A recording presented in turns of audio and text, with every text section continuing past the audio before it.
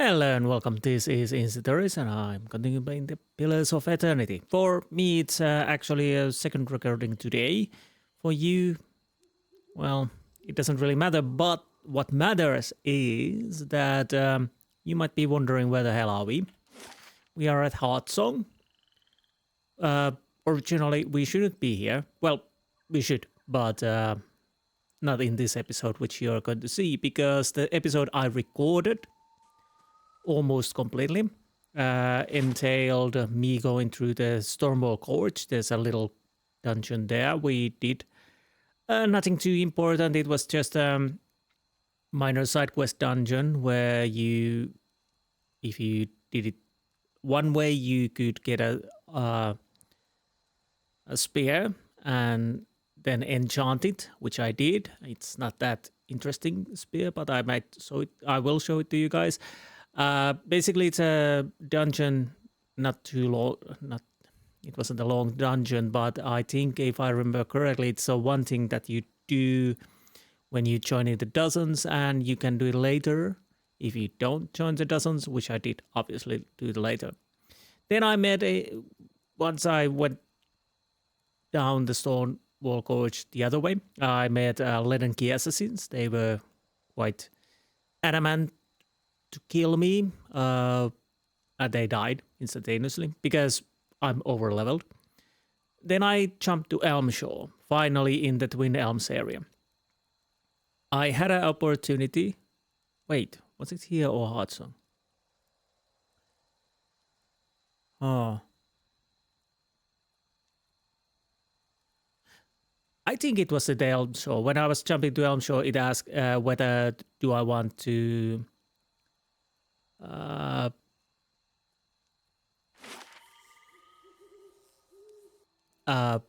whether do I want to scale the opposition on critical path, I think it was the wording.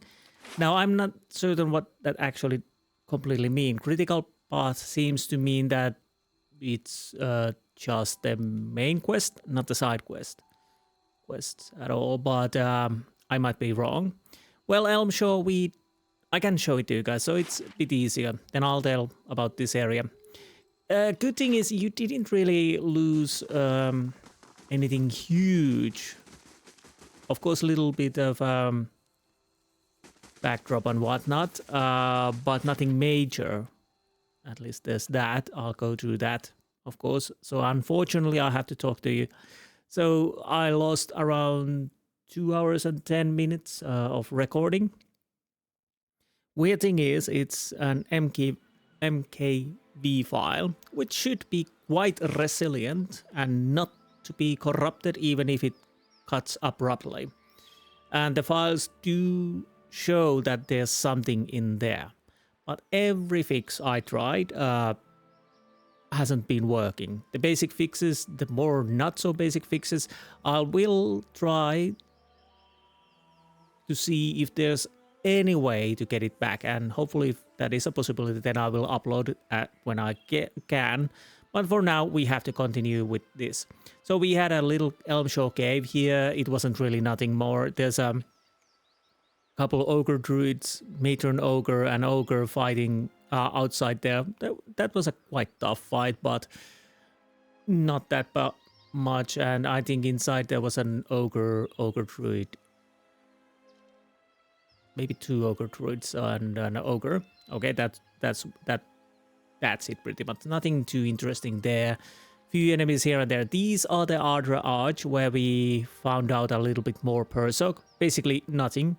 That we only know where he might be next, which we don't really know because we haven't been there. I'll read it, of course, from the journal. It's much easier. Then we have Ardra Pillars. No idea what's there. Here we met a dying monk who gave us a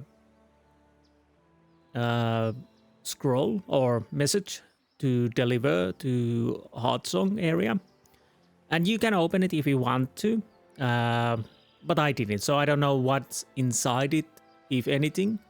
So we returned the message to the monks intact. So there's that. There's something, I don't know what that is, maybe something later. Once I crossed this bridge, we saw a vision. That was maybe the biggest thing in where we saw Theos, and again we talked with Theos. There was a choice that Theos told that there was one of ex-Ledenki person who is trying to incite rebellion, going against the Theos's will or something like that. She was a woman, and then I had a choice that either I knew her, I was in love with her, she was my sister, or these are different choices, or no, I have heard of her, or I never knew her. I decided to choose I was in love with her, and then Theos asks whether she was in love with me or not. So I said, well, she was in love with me, and then Theos said, yeah, whatever, but I hope you realize you have to cut that out and do what must, or you have to face the wrath of gods, and also Theos's apparently. So yeah, that definitely points towards that we've been in earlier life as a Ledenki operative, so to speak. So let's go back to the Twin Elms. Or Hearthsong. We can't go completely to the just yet. Oh, actually we can now. Sorry. Yeah, I totally forgot that what we did. We managed to persuade one of the leaders to let us go this Elms Reach, Old Song, and probably also Burial Isle, because Theos came through here. He caused a little ruckus apparently and problems for people, so they weren't so willing to let an outsider to go through these areas, but I was able to convince with my Watcher powers that we can go in. Also, yes, Pallegina managed to do the trade deal. She was starting to be uncertain how to deal with it. Now, if I remember the name. Child of Five Suns, yes. She asked what to do, and I originally told her, well, you should do what you were told to do. She didn't take it that kindly. When the time came and she was looking at me panically, I had choice to smile and nod, wide eyes and shrug my head, and or just stand there and shrug my shoulders. So I wasn't certain completely what that meant. I smiled and nodded head, so she decided to change the terms. So changed the terms of the trade agreement the dukes in the Valiant Republics had given her, preventing republics from stealing the clan fat and trade. In doing so, she preserved relationship between the Durwood and the republics, but if the republics ultimately gain nothing from this deal, Pallegina will lose her position in her order. And yes, she was panicking there, and that what have I done, and this is horrible. Then I had two choices: either be benevolent and say there everything's going to be fine and whatnot, pretty much. And of course I can't choose the benevolent, so I had rational / cruel. It was rational and cruel, both, and said, yeah, but okay, that's done now, there's nothing to do with it, and now we have to go back to Theos. So she really didn't take that kindly, which is understandable. Then we got few tasks from here. Hard bargain. I met a rather enraged Valiant merchant by the name of Renato in Hearthsong. It appears he purchased a pricey sum of Ellard Gola, an aphrodisiac plant gathered in deep jungles of Erkalanfat. However, he is convinced that Alarhi, the Clanfat and herbalist, sold him worthless goods. Renato intends to recover his investment by any means necessary, so we need to go and So to Alari in Hearthsong Market. Then as a quest, also in the same place, we got At the Mercy of the Tribes. Gwyneth, the Durance scout, has come to Twin Elms to find help for her friends who are an expedition to recover lost artifacts. Though the group hasn't been directly confronted by clan Fatans yet, Gwyneth was on patrol and discovered that local sentries have already caught scent of her expedition. Gwyneth asked me to warn her mercenary companions about the impending danger while she attempts to thwart the scouting efforts of the pursuing clan Fatans.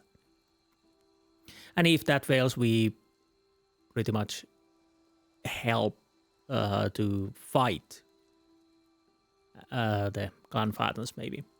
And it's in Northweald. I'm fairly certain Persoq might be there. Then we have Champion of Berat. There was some interesting news from Raedric's Hole. Having slain Lord Raedric, I thought the Gilded Vale freed from his influence, but it seems that something stirs in the Great Keep yet.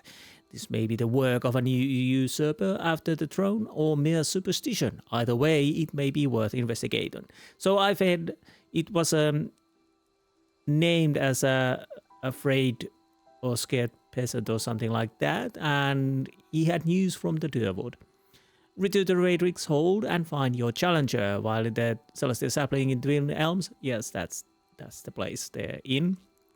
I encountered former guard of the Gilded Vale. He claims that Lord Raedric himself has returned to his keep, despite his having died at my hand. Apparently, Raedric seeks vengeance upon me for having ended his life and had issued a challenge. It may be worth investigating in any case. So basically, we'll probably have to go and kill the Raedric again. Dream and Memory. This is the Grieving Mother. We haven't continued. Perhaps Grieving Mother herself can... Oh, I probably need to talk to her. Okay, we could do that now. Long Hunt. Persoq, locate a forest from the latest vision. We found the other arch at Elm Shore and I saw another vision. This time Persoq was standing in forest surrounded by blackened trees and crumbling ruins. He was with a group of clan Fatan hunters. The War of Black Trees had obviously touched this place. Many of the fiercest battles took place just out clan Fatan cities and villages. So I'm guessing it's the same area where the hunters are. Durance. Well, we probably need to talk to Durance too. Other than that, so basically nothing else. We just then check the area through. There's a Hearthsong market. Nothing interesting stuff. I think I bought yes, I bought Erich Radiance, only usable by Paladin, +2 intellect, and oh right, the spear. Where's the spear if I find it? Yes, it was this. So there were 2 head reliefs that asked me questions, which I gave answers. Then I found a lower level of Raedric. I had a choice to let him go, which was benevolent. Well, actually, yes, there was a benevolent choice to let him go, and I think the other one was I'm not here for you, so I don't care to kill you. Of course, I could have chosen to. Okay, enough talking. I'm gonna attack you.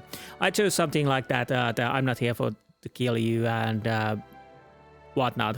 So he's scoured my brains and thought I'm lying and attacked me. And we got some kind of a soul stone. And with that spear, the spear wasn't anything except it has damage and whatnot. But once we used the soul stone and the spear on a pedestal, then it added +20 damage against prone, stunned, flanked, and enemies. I can't remember if it also changed it to exceptional. So yeah, I guess the questions the head reliefs asked most likely decided what kind of a enhancement I would get in the spear, on the spear. But again, nothing too interesting. Wait, what is this? Oh, that's supper plate. Okay. And as we were nice and didn't open the letter, we got a small shield. Unfortunately, it's on the Grieving Mother at the moment, so I can't remember what it actually does. Oh, right, it's pretty much normal. I enhanced it as an exceptional, but I think it reflects some of the long range attacks back. We'll have to check. And I bought her a nice hat. Helmet of Darksea +2 perception. So I think that's it for now. And I was going to the Raedric halls. I was actually outside the Raedric halls when everything crashed. I don't know what happened there, and after that it corrupted my file. So yeah, there's that. Okay, that's it for now. So we are doing what we are going to do. We are going to back to Raedric's Hold and see what the hell is going on there. I'll level up the Sagani once we're at the Raedric Halls. And unfortunately, I went through my saves. Well, everything is in pretty much in the Hearthsong and Elmshaw. Again, good thing nothing too major happened, but still. Azuro has arrived offering to sell you Wormwool for 1400 copper piece. He was nearly set up on... Wait, what? What is this? Unique medium armor. Honestly, probably don't use it, but whatever. And we have a prestigious visitor, but... Was she the one who wanted prisoners? Liminal Spaces is completed. We got Helmet, which has Ethereal Cloak, but charges 5, so pretty much nothing to use. Yeah, Keda and Animus has a right requesting prisoner to conduct experiments on. She was nearly set up on. Unfortunately, I don't have prisoners, so there's that. Now, I'm gonna level up the Sagani, and then we'll see what's happening in the Raedric's Hold. And Colch is apparently dead, so there's that. But anyways, I'll be right back, hopefully. Not crashing this time. Well, that was pretty much easy. I bought 1 point in survival. And as I had only 3 points left, I bought 2 levels of mechanics. As for talents, I decided to take Faithful Companion. There wasn't really anything else to have, so the Ranger's Animal Companion gains improved defense against Charmed, Confused, and Dominated Affliction. If you're asking why, well, unfortunately you didn't see that, but it was in the one of the first dungeon where we got the spear. Somehow Ituma got dominated and basically killed Sagani. That was actually quite hilarious. Unfortunately, we don't have that. Oh, it's on the file, which we can't open. But yeah, other than that, I didn't really have a problems, except the trolls were a bit of a heavier. Nice and slow. But yeah, this is the second time I got things corrupted. The first time it was in Outcast, but fortunately at that point the recording worked. Now it doesn't. So they are vampires. I was thinking about those. As you approach the smiling woman at the side of the road, you are struck with a sense of unease. At this distance, you can see that her skin has sickly pallid sheen to it, and her eyes are the glassy milk white of a cadaver. Her expression sits oddly on her face, as if it requires great effort to maintain. Well met, friend. Lord Raedric has been expecting you. It is good that you have not refused his challenge. He feared you might prove coward in the end. I will escort you to him if you wish. Why would I give him a fair challenge? You'll die with him, monster. Let's see how far...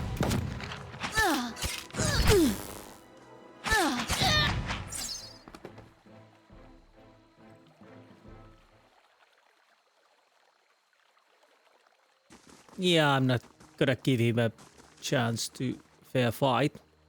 because I don't think he's giving me a fair fight. Now, this could be easy or really, really hard. But we'll see. I'm still bloody annoyed that the recording went bust. And like I said, I tried every basic fixes. I tried other things too, but it didn't help. So if I would be a vampire, where would I be? Maybe in the main hall, which means we probably have to cheese it if he's too hard, you know?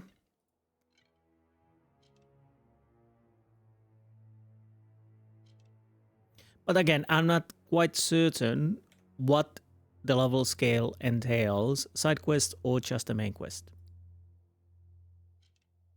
Wait. Okay, Nedma, why are you there? Well met, friend. Nedma seems frailer than ever.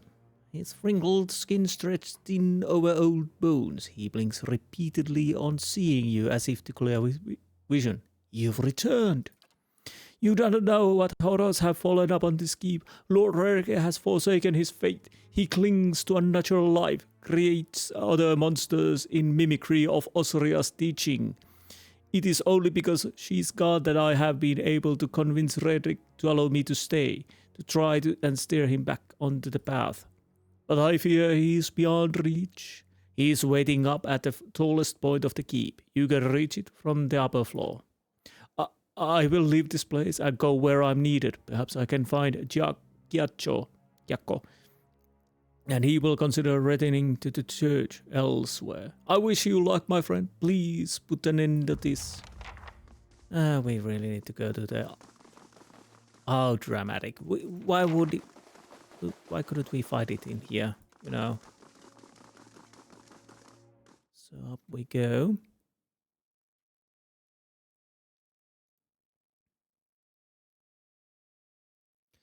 Good thing that the things we missed wasn't really, again, that important at all.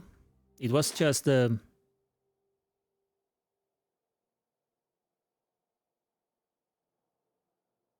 I guess it's the ramparts.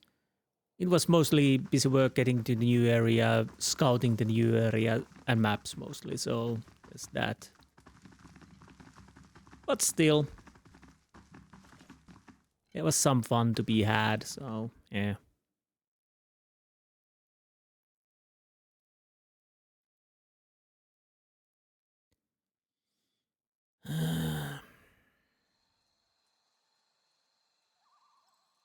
Okay, where the hell are you now?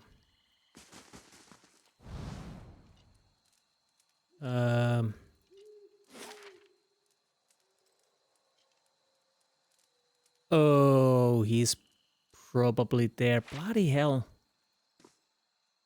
I don't think I can get there from here. To courtyard, to temple armory. No.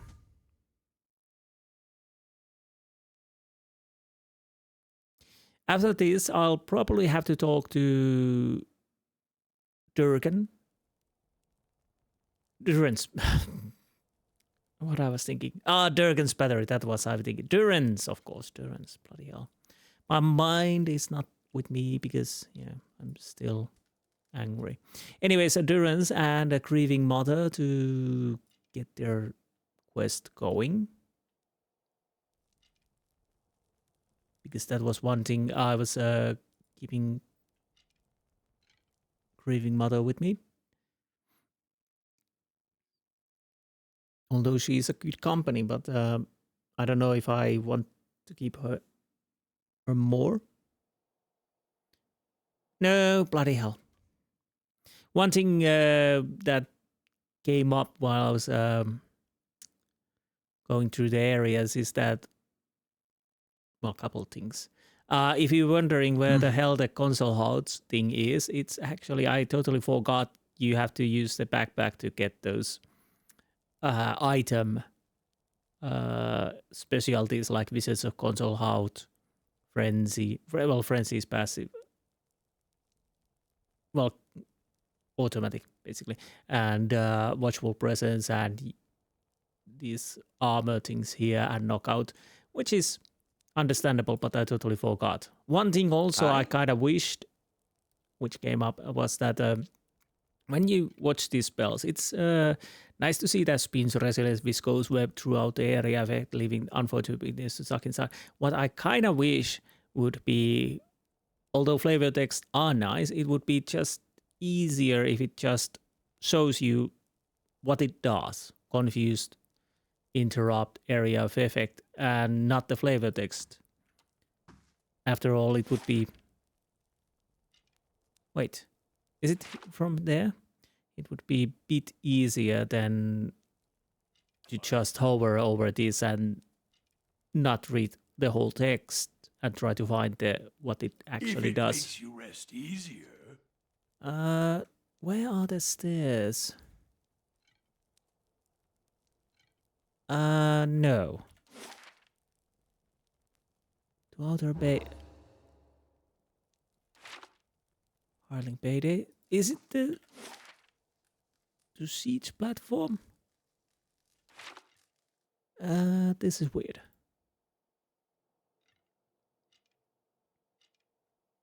It's been so long since I've been here, I can't remember.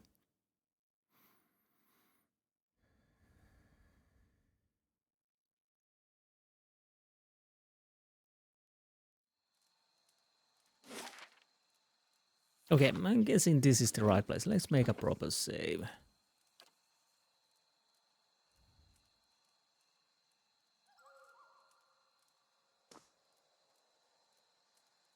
I think the crash was caused by NVIDIA driver, at least that's what it said, if I understood correctly. There you are. Any of cronies.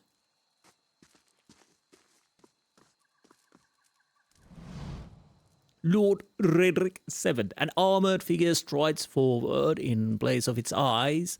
Great flames burn, emanating heat and light. In that orange glow, you can see that the face beneath has succumbed to rot. The cheeks sunken, the lips pulled back over grey gums and decaying teeth. But it is unmistakably Raedric who stands before you. Well, I should have burned you last time I was here. Look well. See what you have made of me. But see too what great Bereth has permitted. I am returned, mind and soul, so that I might be avenged upon my enemies. All I see is a walking corpse. Then your eyes are deceived. You cannot imagine the power bestowed upon me. I feel the touch of the gods. My faith is front from which I draw life. My wrath is of sweeping flame, and you will burn this day. I have strangled the life from the usurper Kolsch with my own hands. So fell your champion, your great hope. I don't care. I'll take this as my place to rule light also. Was that creature to be your Thane? A man without resolve, without aim? A leech growing fat upon the whale, senseless to the ravagers his vanity inflicted upon his people. Almost sounds as bad as the alternative. Well, I think the alternative is worse. I will not allow my lands to fall into ruin. I will cleanse the scattered god's poison from the blood of my people. I will scour his name from the Deerwood. Bereth has blessed me with its favor, and I will be its sword. There will be no more mercy for the heretic, the thief, the charlatan. All will meet with death. Diplomatic, you are going to waste your second chance at life fighting me again? Well, I wouldn't call that life. May the best man win. You'll know justice, Raedric, if I have to kill you 100 times passionate. Enough of your damn talking. Face me, Raedric. Berat itself won't be able to stitch you back together after I'm through with you. I'll go with that. Then may the twin god guide my blade. I will cut you cleanly from the earth and send you swiftly into the next life. I promise you that. That's not nice. Huh?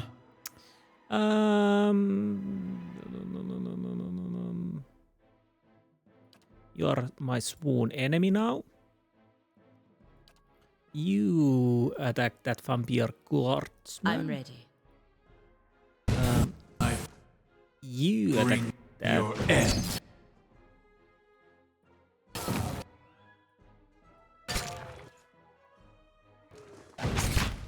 Come on. Are we doing this? Yes. Now, what is this? A vampire, of course. You probably want to shoot that.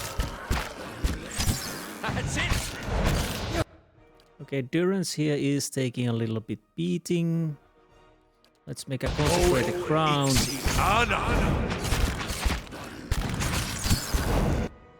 Durance is taking quite a lot of beating, apparently.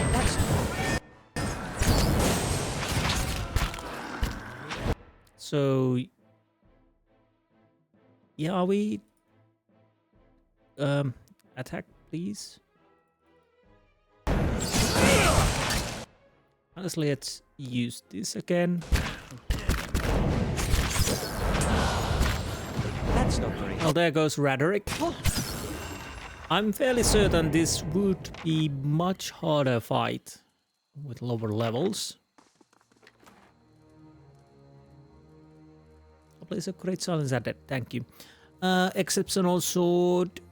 He carries many scars. Okay, that's interesting. It's a heavy armor. Hopefully it's not better than what I have, because that would be awkward. Sure. I would have to use Durance in. Well, that wouldn't. Alright, we need to rest in Alpine later. Okay, anyways, I digress. 50% armor. 50% armor damage reduction when under 25 health, plus 1 endurance per 3 seconds. I don't really think that is that interesting. It's not bad, but again, when under 25% health, you're probably dying already then.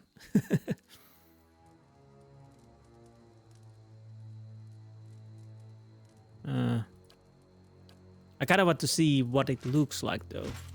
I'll go with this. So, that's it then. So what happened here? Nothing to new report. Place of Great Silence. To the looking inward chime. 750 to 2000 copper. Well, that's a weird amount already. Major item. 5 years ago, 12 senior monks of the Ixtlochi began a silent pilgrimage into Tetlatektuan, forbidding hills plagued by severe weather that locals believe are cursed by the gods. The monks were supposed to emerge from their retreat this year, but they have not returned.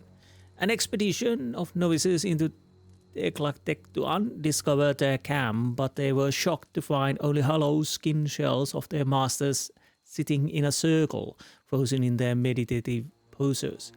The inner circle of the Ixtlochi theorized that the masters have transcended their previous physical forms and may be wandering the eastern reach. They have sent word to various lords in Red Ceres and Durwood that the Ixtlochi would very much like to be reunited with their masters, so their wisdom can be passed on to a new generation.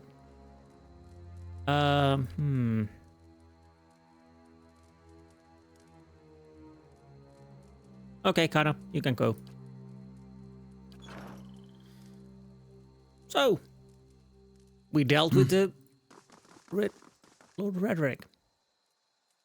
That's nice. Now we can leave.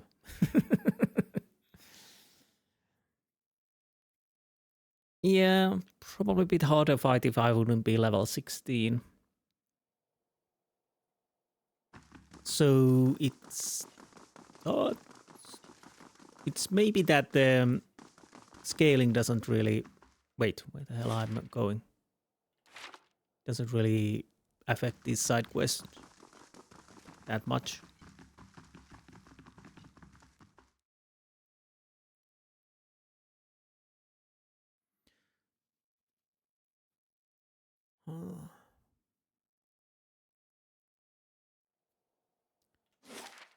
Okay, but it running.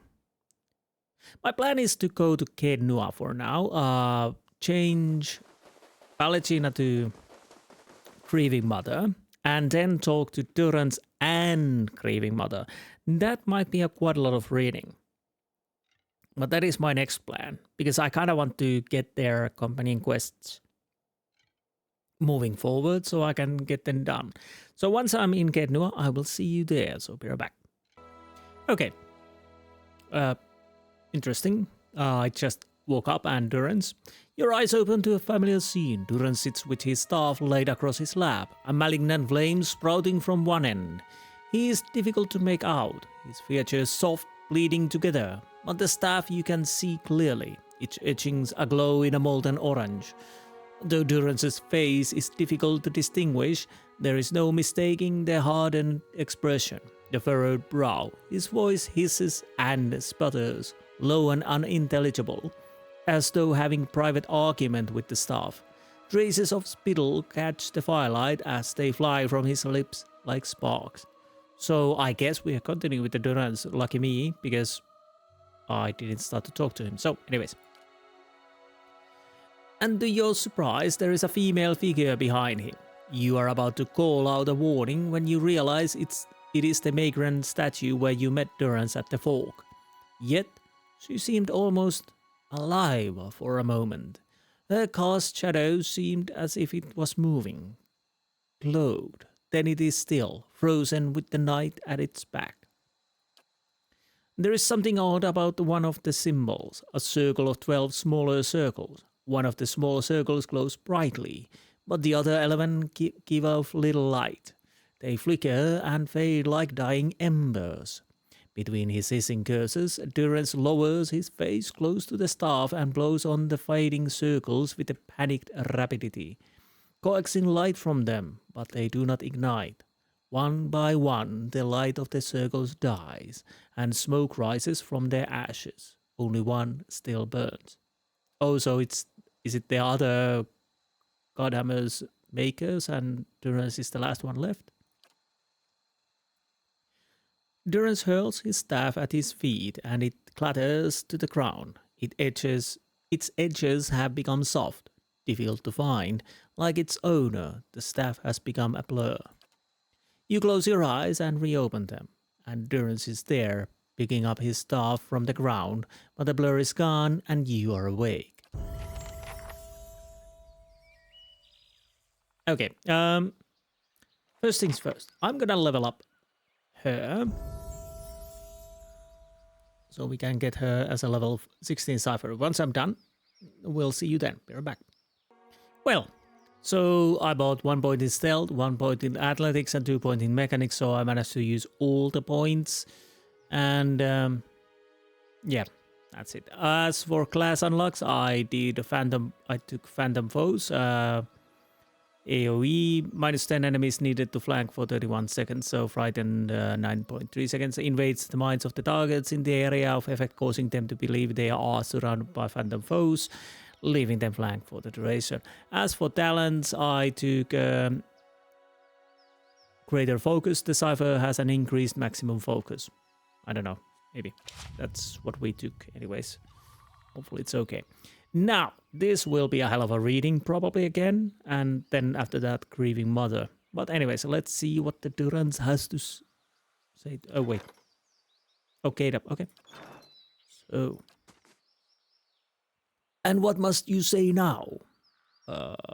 I have questions I wanted to ask you. If doubts and curiosity plague you, you're skidding your knuckles on the wrong door. I had another vision of you. One of the symbols on your staff, it was dying. You see many things that aren't there, Watcher. Perhaps the symbol was for your disappearing sanity, and we are to bid it farewell while you still have the wits to grieve for it. You're still deflecting, Durance, I see. I saw a symbol with 12 circles. What does it represent? That symbol? The Godhammer. So then it was the Godhammer symbol I saw extinguished on your staff. No riddle there, Watcher. It took 12 of us to build the Godhammer. Afterward, I took my leave of all of them to see what Margren had in store for me. I've seen none of them since.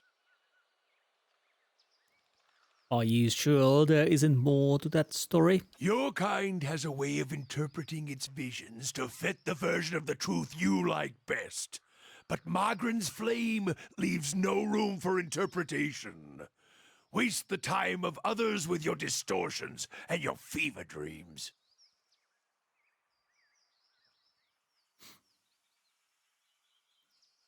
Flames distort all that lies around them, and you never seem to be far from a flame. Clever. I know what I saw, honest. Flames may leave no doubt as to what or where they are, but why they are is anyone's guess. Rational. No shame in that when my truth is more interesting, deceptive. I'll go with the rational. Flames may leave no doubt as to what or where they are, but why they are is anyone's question. It's always the way of the mad to try to convince others of a reality only they can see.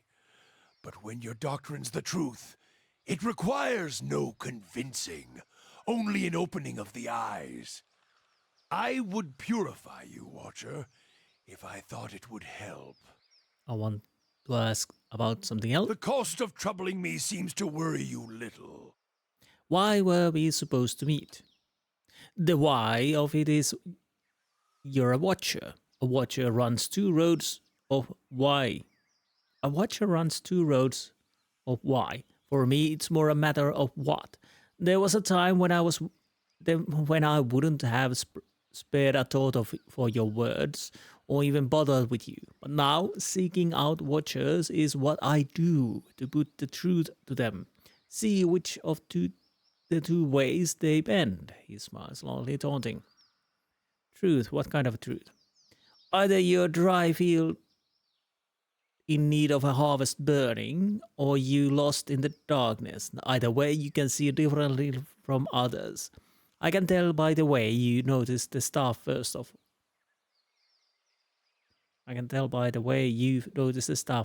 Okay. Not many can see it at first, nor the etchings or the flames, but your eyes trace the path that I could see. So which are you, dry field or lost in darkness? The day we don't trade that question back and forth is the day our paths no longer need to be joined, and the trial is done. So you don't know either? You know this nation is diseased. Don't need to be a watcher to see it in the children, the politics, the men that stalk the roads with knives in hands and murder in their eyes. This land needs life again. New seeds planted in the burned soil. And something tells me you can see the path to making that future happen, Watcher. Your kind always does.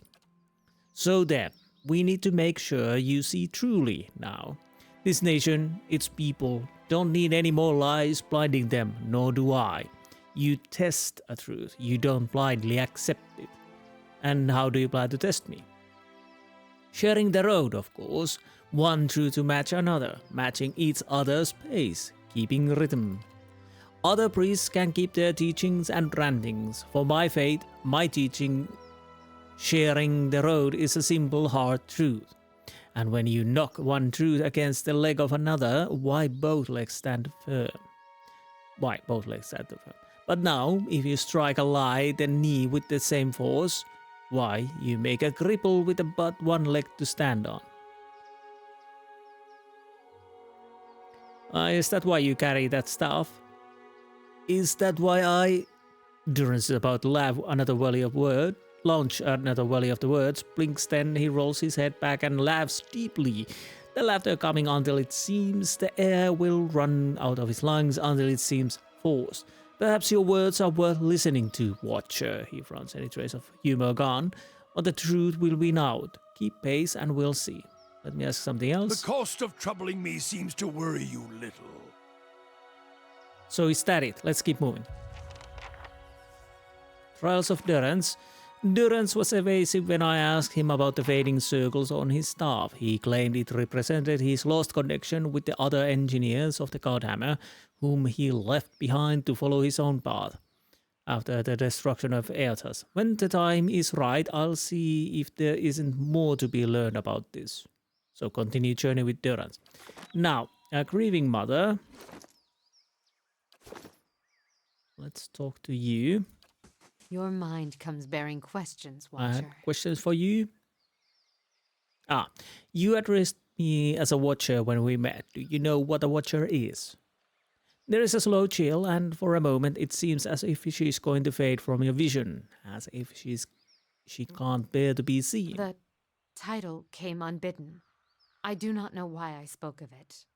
Yet it seemed the right mantle, a familiar one. Yet I do not know from where it came, if I have given offense. Oddly enough, it feels like she's not speaking to you. It feels like she's speaking to an audience. The air takes on a curious edge, a chill which persists for a sharp moment and fades into a dull fear. If I have given offense, forgive me, forgive me. You would know more than I. Have you encountered Watchers before? I do not know. It is an old feeling. I do not know where it stems from. It was a word that arose when you saw me.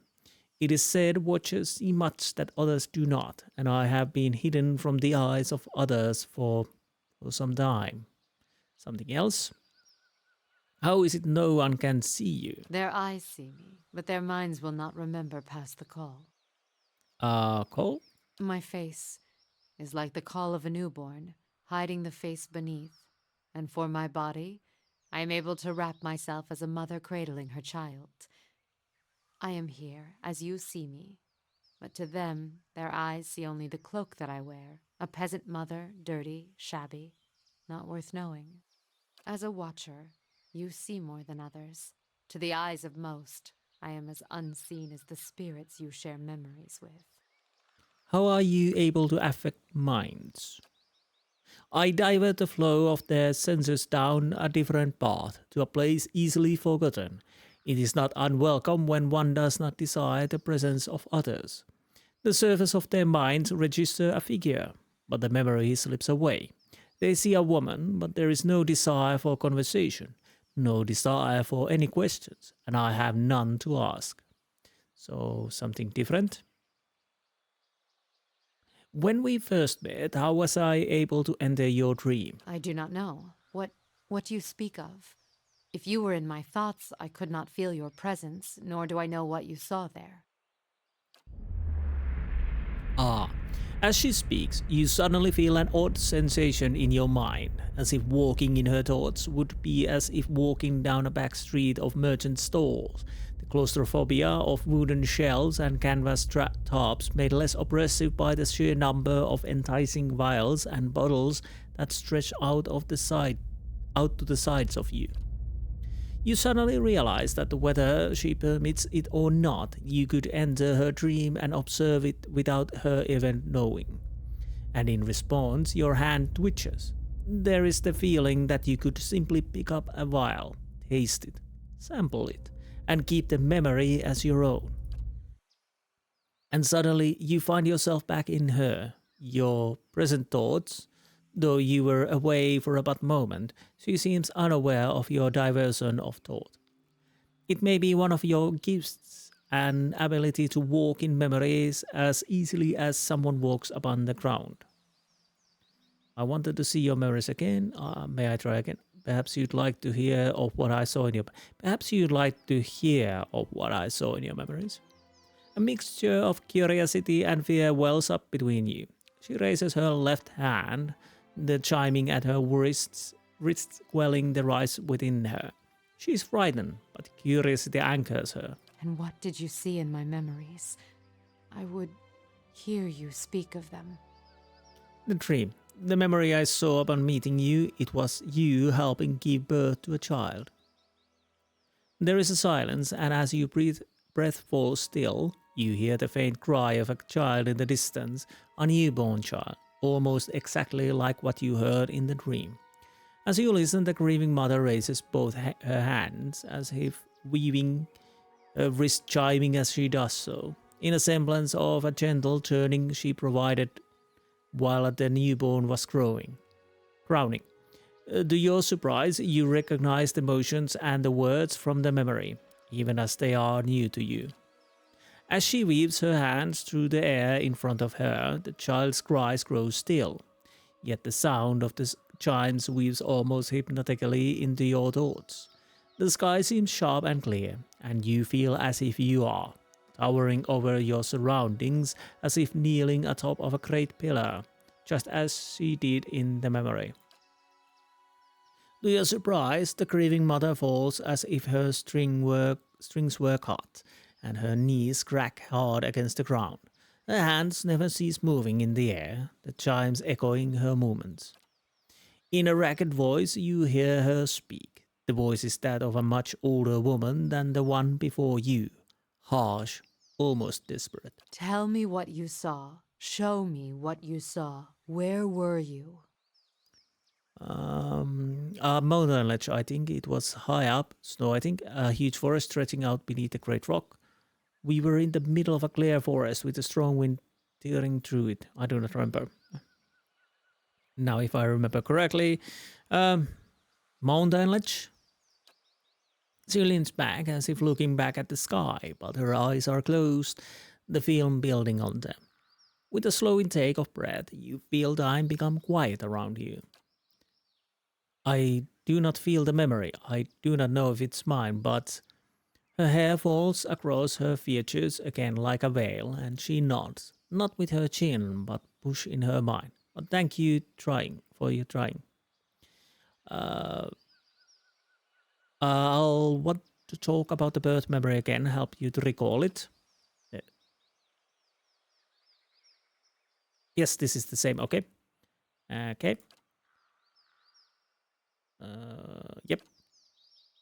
Yep. Tell me what you saw. Show me what you saw. Where were you? A huge forest stretching out beneath a great rock. As she kneels before you on the ground, she whispers to you hoarsely and even fainter with the distance between you. The stone of the plateau. Its color. Tell me its color. Ah, if I only remembered. Maybe it was the desert rock. She leans back as if looking back at the sky, but her eyes are closed. Okay. Let's try that again. Tell me what you saw. Show me. The stone of the plateau. Silver color. Adra, its surface Tell warmed me by the its- sun. As you watch her hands rise before her, she clasps them, then cups them as if feeling them for the first time, and she stares down into her cradle of her hands, and the chimes sound once, twice, as they swing with the movement. And what did these hands hold?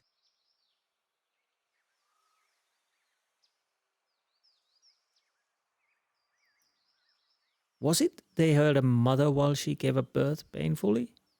Or I'm not sure, there was a child you were bringing forth and your hands, I don't recall. But hell, it would be easier if I would have this discussion right after I saw the vision. It's been quite a few episodes back. Chimes? There were chimes.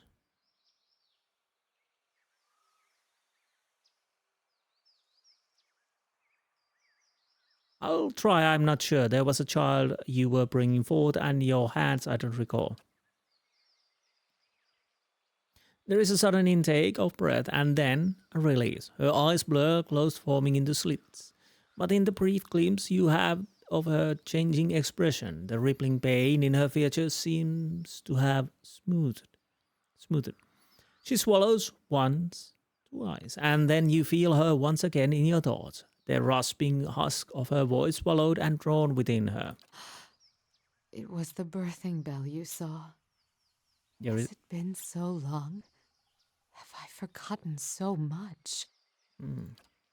With the words comes a river of impulses, thoughts, as if loosed from a breaking dam. And as your mind wraps the impulses into words, you realize it is her muscles and her hardened thoughts relaxing and breathing again. There is such an intensity you almost want to step back from the flow, but you find the wave of impulses cause questions to float to the surface. Among them is a name, Watcher. What is the birthing bell? It is a plateau formed of the spirit stone Audra. At its top is set a great bell, cradled in the reaching arm of the plateau. It stirs in the wind, and it sounds for leagues when struck by kith hands. In distant times, the great bell served as a Glanfathan watchtower, perhaps. Why they abandoned it, I do not know. Other men came in time, settlers, and claimed the tower as their own. I, in turn, claimed it from them. The pillar became a cradle where I could draw new souls into the world. In your memory, were you helping a woman give birth? Where is the birthing bell located? So, in your memory, were you helping a woman give birth? Yes. Yet, I believe you only saw a small part of the birthing ritual. It is not all in a moment, nor in a day. It is a journey of many years between the child, the mother, and I. There was much I could do to aid the mother. Some sought the physical comforts of ritual to steady their thoughts, even Adra from the bell. Others would seek advice, words of counsel for the days ahead. I was able to provide draughts, tinctures, and reading of the child's spirit, all to strengthen the mother.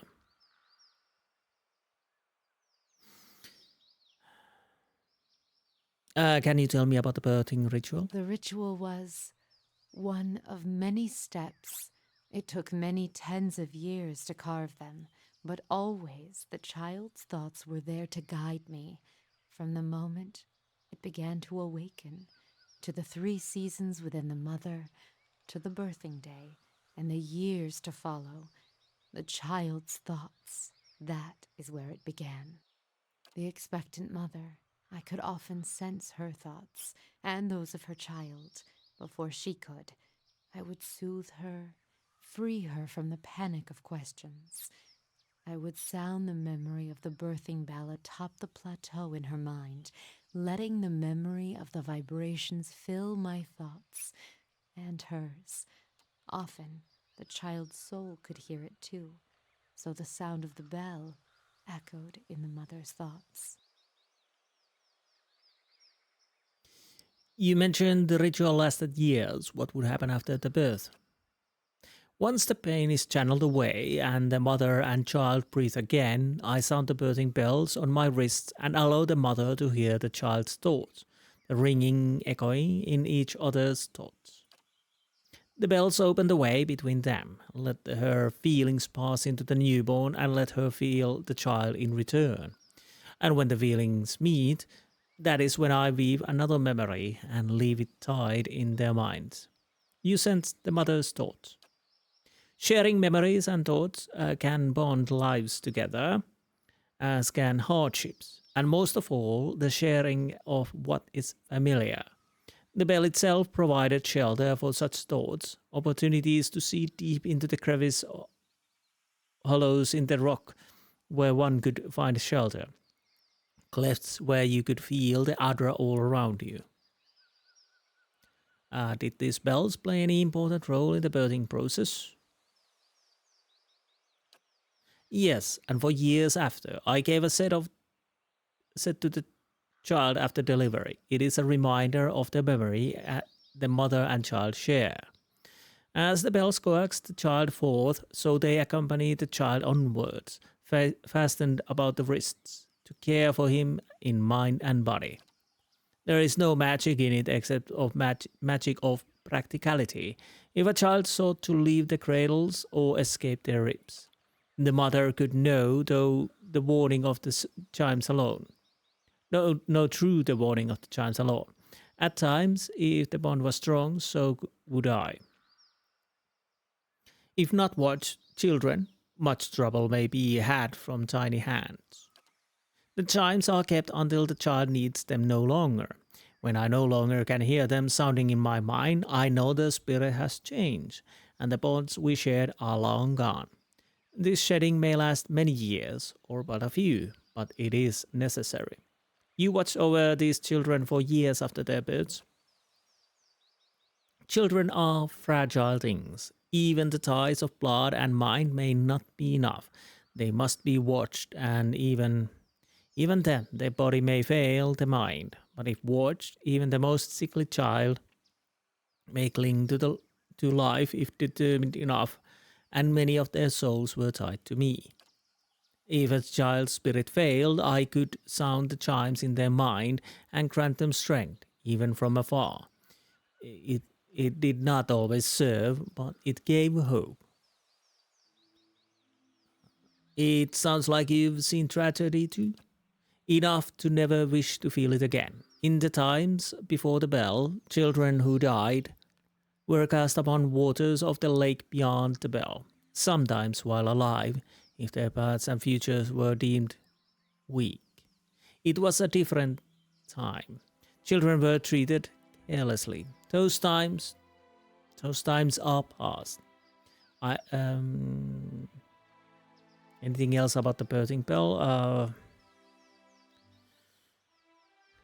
Where is the birthing bell located? The birthing bell lies deep in the great forests of the Durance at the borders of Clan Fatal lands. Surrounding it, bury a town, not one you would find on any map, but it held an important place for those there, even if we were far from the beaten track. Small families tied like a knot, joined at the wrists, in mind, in thought. All were welcomed, all had purpose. What would you give telling of a child's spirit? Many would come seeking their child's future, or a reading into the child's past, the lives its soul is said to have lived. There is a slow chill, and for a moment it seems as if she's going to fade from your vision, as if it can't bear to be seen. There is a spike of fear, alarm. Such things are not mine to see. I meant no offense. Oddly enough, it feels like she's not speaking to you. It feels like she's speaking... Oh, we already know this. Okay, sorry.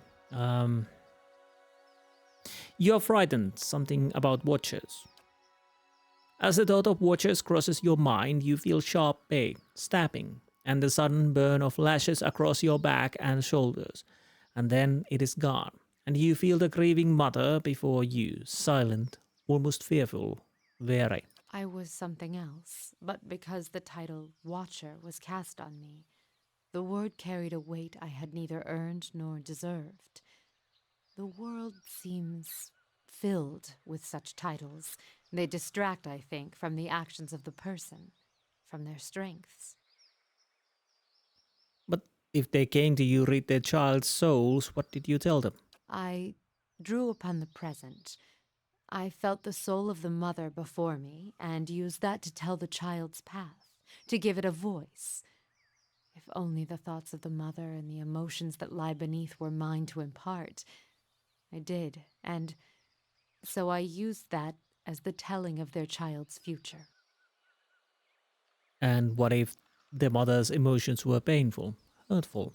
One must guard oneself when drawing upon the thoughts of another. The pain of a mother's rage and disdain. It can be a powerful poison.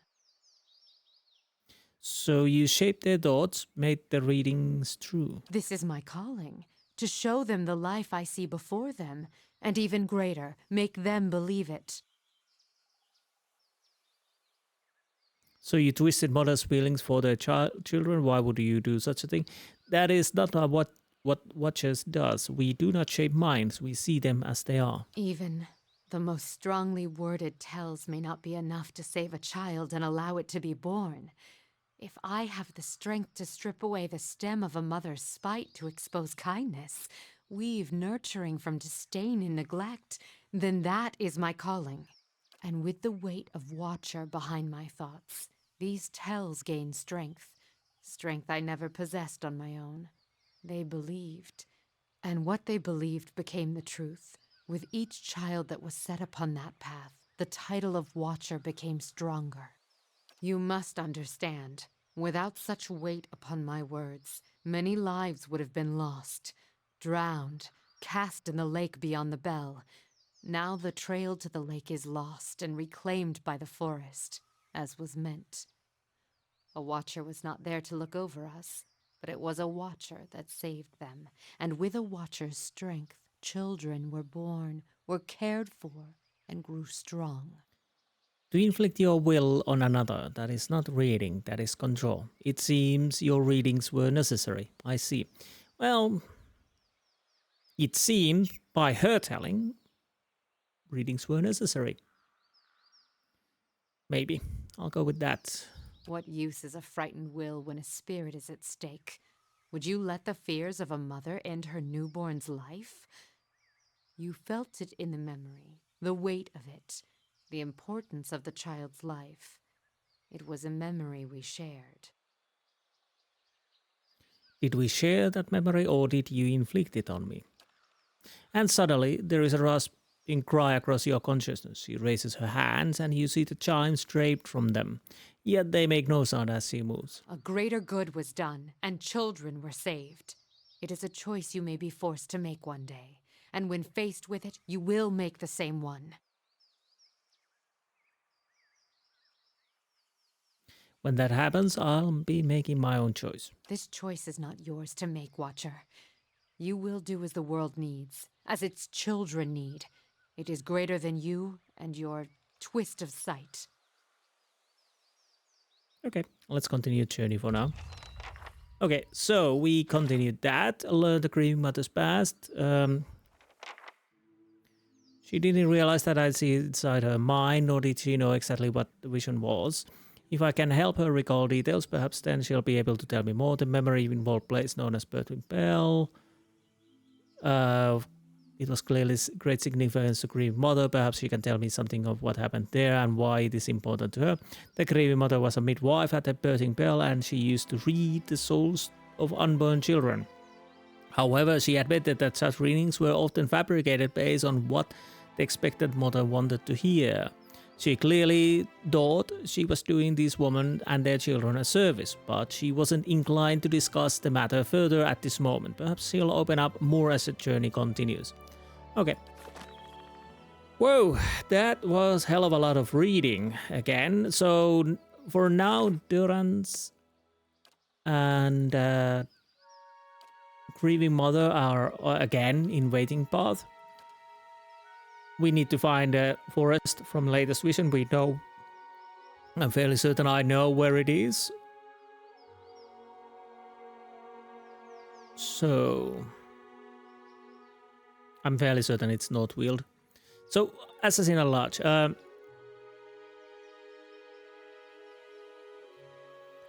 Anamen Fath, one of the leaders, Betevel, has granted me access to Old Song and Elm's Reach district. She suggested that I speak with the Delemgan sister in Elm's Reach near the place called Ter Evran.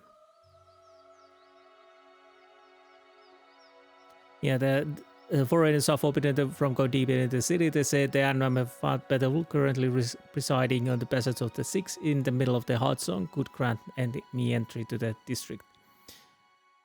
Mysterious man, a foreigner that recently broke into one of the forbidden districts, Elm's Reach. So that was chaos. Okay, so back to Elm Reach, and we start moving on with the main quest.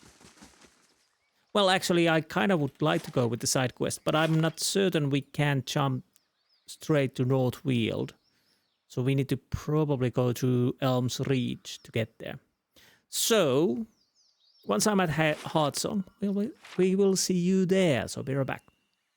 Okay, here we are. So what happened in the castle? A supplicant has arrived from Defiance Bay, seeking money or Escort. Escort. Okay. Lageta. You can go. Now. All right. We have the bloody task to do. Where is it? Hard bargain. In Hearthsong, Alarhi I mentioned in Hearthsong Market. Okay, I guess we go to the market then, yeah.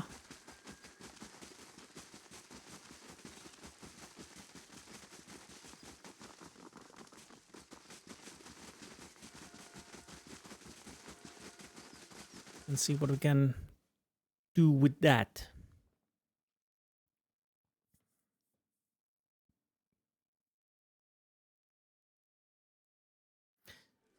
Okay, so who am I looking for?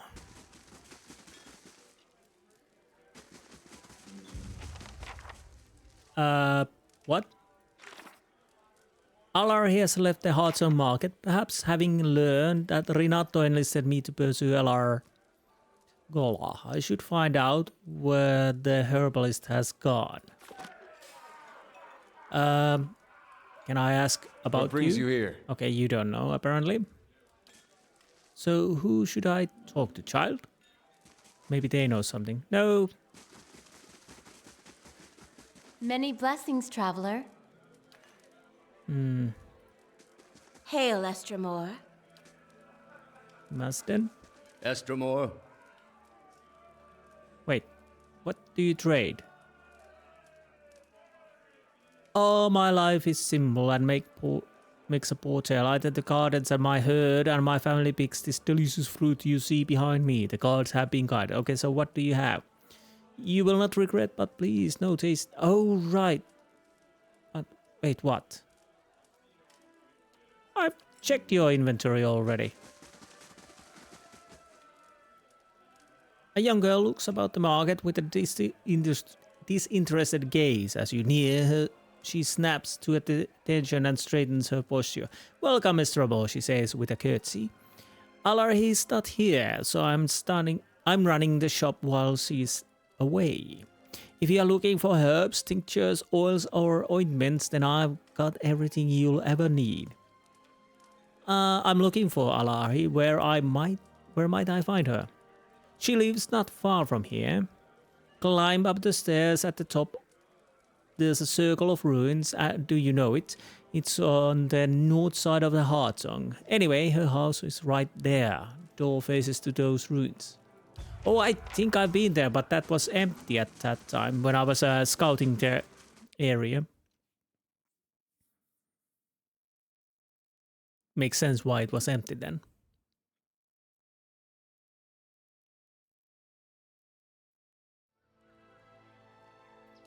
Yeah, it's this one.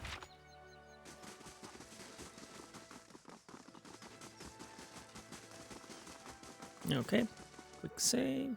In we go.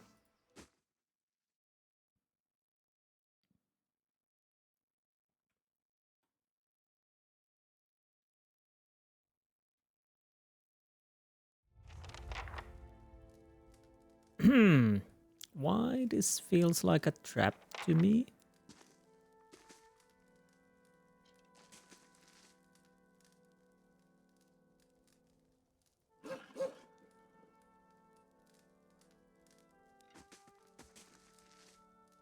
Okay. So, Alari stands tall and proud, surrounded by clanfathan warriors that study your every move. I expected Renato to employ someone on his behalf. I'm surprised to see that it's you doing his bidding. She tilts her head to the side and blinks slowly. Does the presence of my armed entourage concern you? You were expecting defenseless shopkeeper, am I right? To be honest, it's just more bodies in this hut. Alari raises her dice-stained hand just as one of her guards begin to lurch forward. Stillness, she barks at her attendant. Give the Estromo a chance to speak. We are not Durwood and Beast. Here hospitality reigns. Well, I don't feel it's quite hospitable. Alari nods to you, holding up an open hand, her palm and fingers covered in blue and green eye. Envoy of the Valiant, speak the message you were sent to deliver.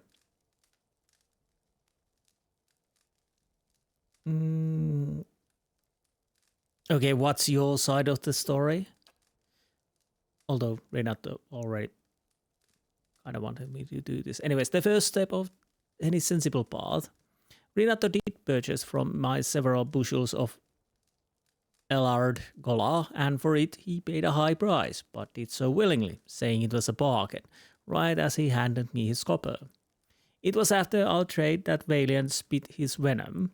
Renato accused me of trickery, of fraud, claiming I delivered withered likenesses of Ellard Gola and not the genuine root. Such nerve, for in truth he is beyond the help of Ellard Gola. She holds a blue-dyed finger in the air before curling it down, slowly smiling as she does. Renato's old bow isn't firm enough for a full draw. No amount of Ellard Gola will give him the spear of a young hunter. Ooh, I see. A fair deal was made, and now Renato objects, angry that his withered family plow is beyond herbal remedies. Okay, so how many words you can find for that? She shakes her head, her voice becoming growl. I have never sold anyone a remedy I knew to be false. If Renato does not silence his slanderous tongue, we will do it for him. Well, I'm still here for Renato's money. The old woman smiles at you with a tilted eye. Of course, what else do the Estramorn value more than coins? Out of the folds of her robe, she produces a small root and holds it beneath her nose, inhaling its fragrance. The Fisher Crane tribe has coated the soil for generations. Does Renato believe these herbs grow like weeds, without our effort, without our toil? Alari smashes the plant stalks between her palms, adding streaks of rusty orange to the blue and green dyes already soaking her hand. The deal has been done. Renato has the spoils of our harvest. We cannot reunite the Valiant with his coin anymore. Then we can put the Ellard Gola leaves back to the stem. Del Renato, he must accept the consequences of the deal that he negotiated. If he continues to mule false tears of indignation, we will show him how petulant children are disciplined.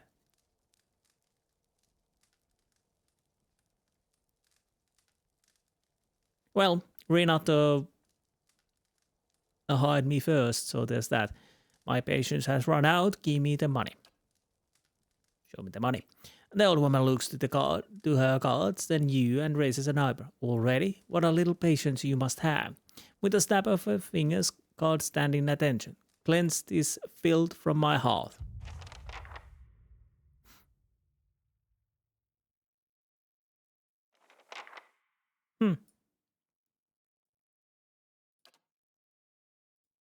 Again, he hired me first, so there's that.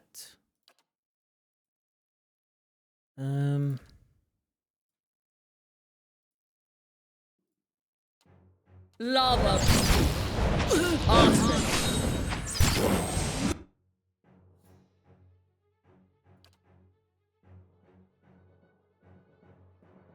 Rick.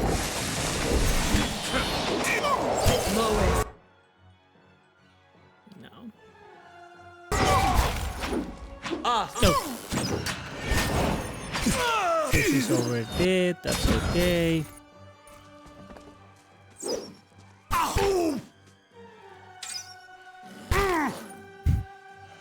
Okay. Stop that. What we got? Fine warbow, fine battle axe, fine hide armor, bloodstone, and Renato's money.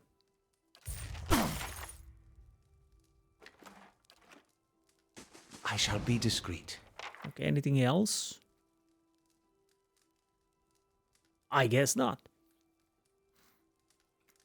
Let's go and tell the Renato the good news. Compromise would have been preferable way, but again, Renato hired me first, so there's that.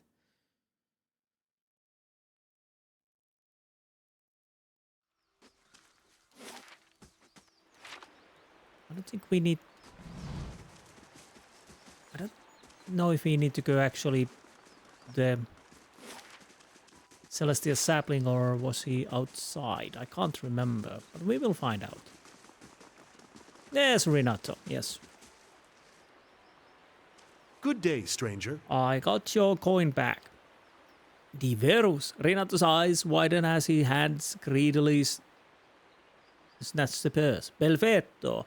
I had almost given up our hope. Renato counts the coins, smiling with each clink of copper. My thanks to you, friend.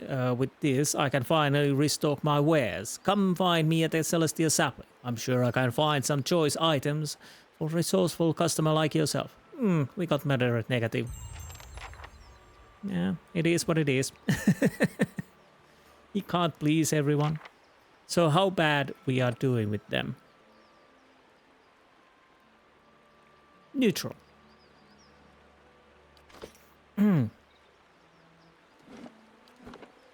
Well, killing their herbalist is probably not something they really like.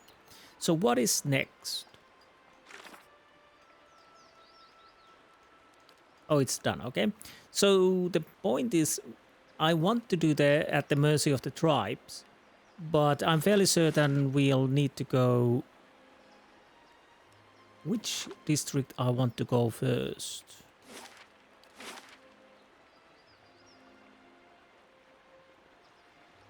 Well, let's go to the Elm's Reach and see what we can see from there.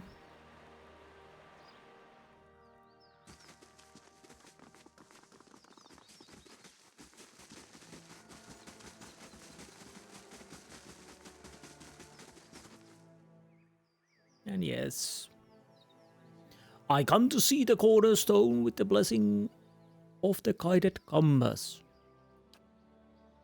Always to go see with the Estramorn. Go then and mind your step around the sacred stones.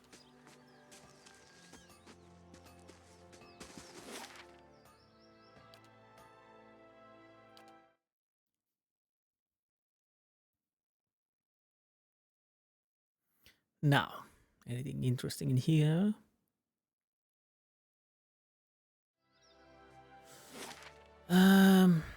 Lord Sands, there Evron. Oh, that's where we need to go. The Golden Crow, Clanfathan Home, Clanfathan Home, Clanfathan Home, All of Warriors. Okay, it seems the main quest continues here. I might check these homes, but I'll go to the... I'll go to the other area first, because I kind of wish to get to the Northweald if possible. Tribesman, tribeswoman. Nothing. I'll just check these basic houses, because I'm fairly certain these are not that important places altogether. Oh, I could show you the shield which I got, because we have in our group. So it was Ayla Brachia, or something like that. Range graces reflected back at the attacker. But other than that, 8 deflection plus 8 shield deflection, exceptional. So overall, exceptional with little enchantment.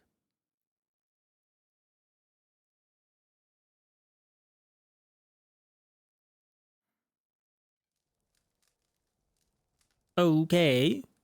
Well, that's a huge area. Apparently, Durance spotted something. Okay, what is this? Starlit Garb. Unique light armor. Recovery speed minus 50. Exceptional plus 4 damage reduction. Plus 10 defense against spells. Plus 2 athletics. Yeah.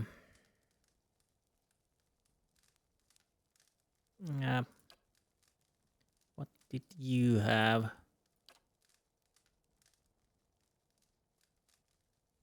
I still like more about those whilst stun duration, knockdown duration, defense while stunned, defense while prone. This is not that bad, but maybe not something I really need at the moment. I had no idea why it was here, but fine. Usually I found mainly basic stuff. What is that? The bones and woven reeds are darkened with the soot from the hearth.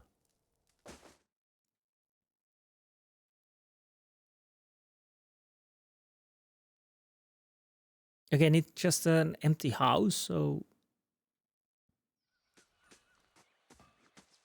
that's still a bit odd. Anyways, I digress.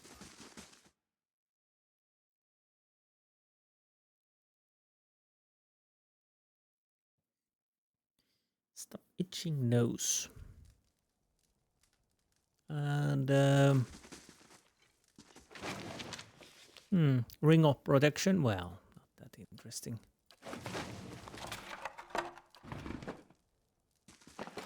Okay, nothing really. So I'll check the other way if we can actually get to the Northweald. Like I said, I kind of would like to deal with the Saganis and the quest. Hearthsong district. Okay, we can go there from here. But to be honest, I'm fairly certain we can go from anywhere. Because yeah, I don't know where we could get to the Northweald.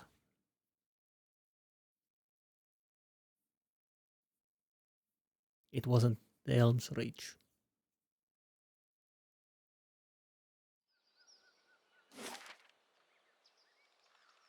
Hylia's Shrine, Noonfrost, Hearthsong Pass, Burial Isle, Hearthsong District, and Galavain's Moor. Oh, bloody hell. Let's see. I'm fairly certain it might be through here, but what is this? I probably should go sneaking so I can see something. We can't stay down here. Someone must go to the nest eventually. What nest? Two wood elves, a man and woman, wear colorful robes embroidered with a matching emblem, a winged egg. Apart from their clothing, they couldn't be more different. She folds her arms and continually scowls at the broken walls around them.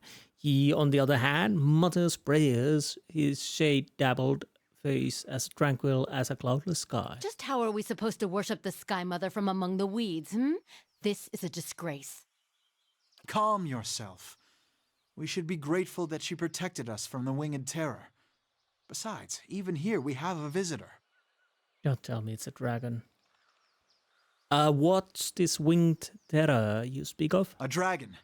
One that has taken up residence in the nest, the true temple of Helia, and slain many of her faithful. And one which a Nuan has been in favor of killing from the beginning. But no, you advised caution. Now word spread that the dragon ate a few of our followers, and anyone willing to slay it wants an Anumfoth's ransom for the job. Well, that is understandable. It's a dragon after all. I told you a larger party wouldn't stand a chance. By the time the first half reached the top of the mountain, the second half would still be stuck in the pass. They'd be burned alive. Contrary to Anuin's suggestion, I am in favor of sending someone to kill the dragon. But I suggest a smaller party, and one willing to seek Helia's blessing. Okay. I could go after this dragon. Someone of your ferocity could. What she means is that this is no mere drake, but a fully grown dragon, and one that has willingly moved into a populated area. You'll want every advantage at your disposal, including the blessing of the Sky Mother herself. I would suggest that you petition her directly at Ter Evron, if you haven't already. You'd want to follow this path here. You'll pass through a Northweald, but the way up the mountain continues from there. It's near one of those big circles laid by the builders. Anything else? Go ahead then. I have questions about the dragon. Has this sort of thing happened before? Never. Our order would have started to resemble the Fangs a long time ago. Perhaps there's a reason this has happened now. Let us be clear. You suggest that there's some misdeed in our midst that we've committed a crime against our goddess or some other and received our just punishment. Anwen, please. I don't know why these things happen, why our own mother goddess allowed scores of her followers to perish among flames, and if you ever discover why, I invite you to come back and tell the rest of us. How did Dragon come up to be here? With a great beating of wings and fiery roar. Who knows why those beasts come and go? It's here and that's what matters. If you're asking why this has happened, only the gods know. I suspect it's a test of a fate from Hylia herself, but who can say? Well, if it's a test, then you should probably do it. When did the dragon first show up? It was several weeks ago. The creature cloaked the sky like a thundercloud and descended upon us all at once. There was no warning.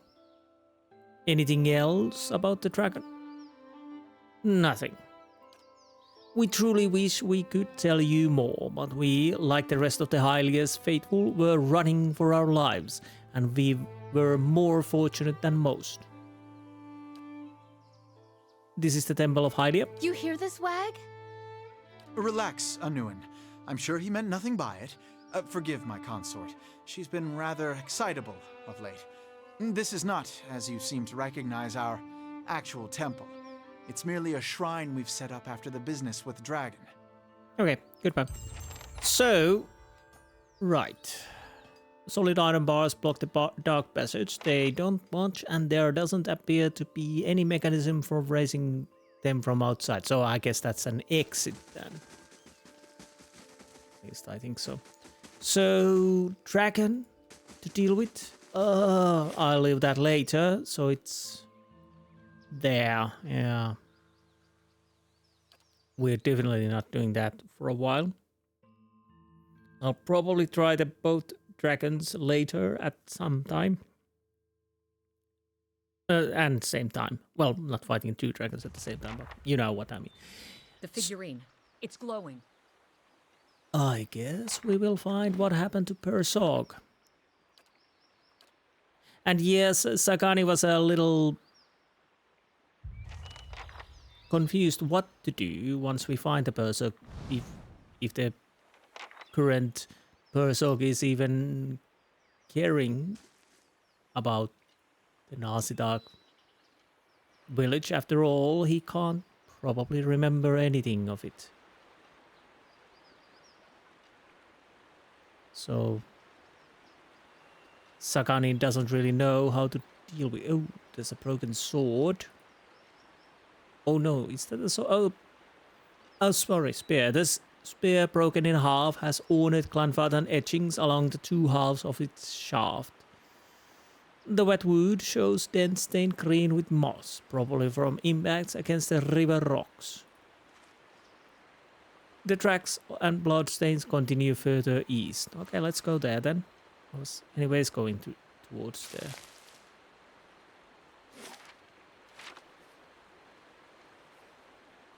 Over here! Hurry! Wait, what? Ah, Quinnet! Quinnet hides in the tall underbrush. Twigs poke out of her hair. Chunks of dried mud cling waist high to her leather leggings. Quiet! Keep low! Take a look! She points up to the ridge. My friends are up there, over the lip of the hill. What's going on? The Fangs must have got the scent and rushed the group. She begins to run her gloved fingers over the hair and stops. The pressure snaps one of the twigs stuck on her black curl. Some of my friends are still alive, but the Fangs have them surrounded. The expedition, or what remains of it, has taken cover in some ruins above the cliffs. The Fangs must be toying with them or letting them starve a bit before the next attack. We need to act or they're good as dead. So how did the Fangs get here? I cut a decoy path, set false campfires and dusted over every footprint I could find. It didn't slow them much. Right, I'll see what I can do. Maybe you can find a way around the Fangs. There's got to be another way up the ridge. She wipes away sweat from her brow, her glow leaning behind the dirty smudge. You aren't dressed like my men. Perhaps you could try talking to the Fangs. They might not think you're with us. Please help. I already have enough friends to bury. Quinnet releases your hand and crouches down into the vegetation, blending back into the brush. So, result stalemate between Durwood expedition and the Fangs. Let's see how that goes. So, will we get more negative with Twin Elms or not? Light, flame, and sound. We'll keep to ourselves. If we find them. They're probably somewhere here.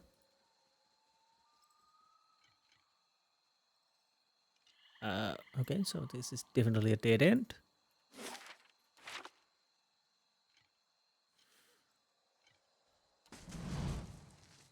Now,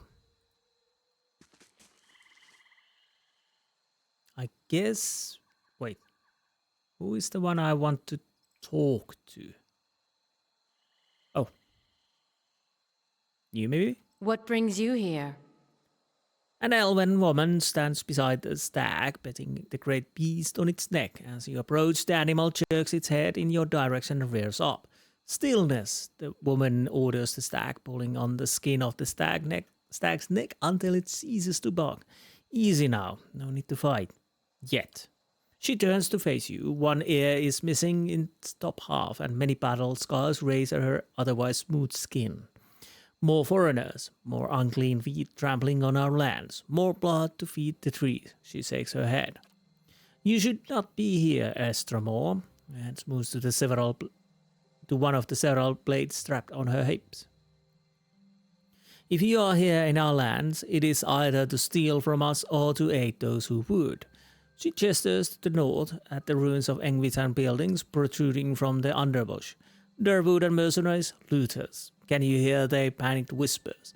Leave this place at once, or we will kill you when we finish with the Estramore. I'm a friend of Air Clanfat. Lie, I'm not with any Durwood and mercenaries. I realize we all look the same, but I think you're mistaken, deceptive. We'll settle this now. Well, let's start with I'm a friend of Air Clanfat. She holds her gaze upon you. The great stag stomps its front hooves on the ground and turns to its master. Do you speak the truth, foreigner? If you are indeed a friend, you would respect our lands and not defile our sacred soil with your trespass. The woman clenches her jaw. Its muscles quiver under the pressure until suddenly calm returns to her expression. If you have no bonds of kin with the kin with the looters, I will give you a chance to prove it. She draws one of her swords and with a swift arching motion points to the ruins beyond. The invaders must be purged from our lands. Prove your word and we will believe your words. Tell me about these mercenaries. Raiders, looters, same as all the others, Durwood thieves that pillage our lands. The woman touches the oblique stub where half of her ear used to be. We tracked the Durwoodans from their first step beyond the great river and waited for them to err. They always do. We claimed half their pack in our first assault. The cowards that ran now huddle to the north. When the wind turns, you will smell their fear.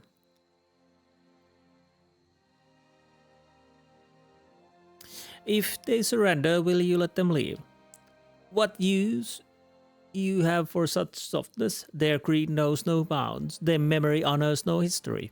What use have we of prisoners? What example do we set to others, letting them leave?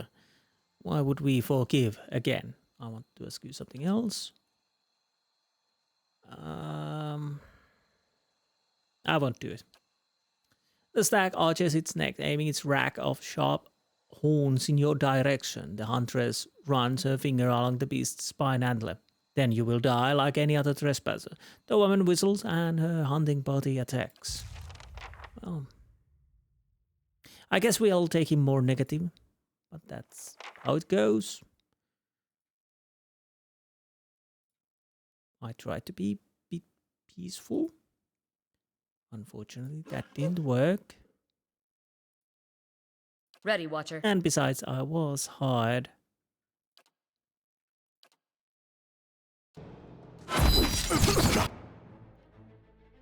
By the mercenaries, so there's that.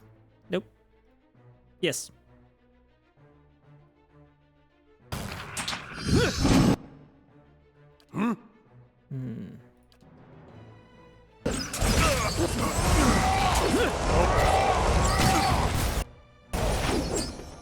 Okay, this is going quite fine, I would say. Ready, Watcher. What?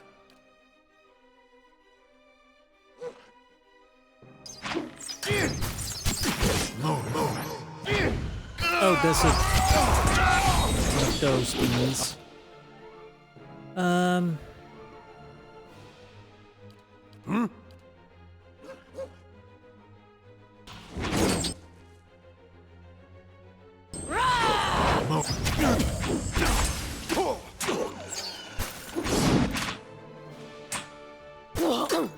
Oh, there's one more left there.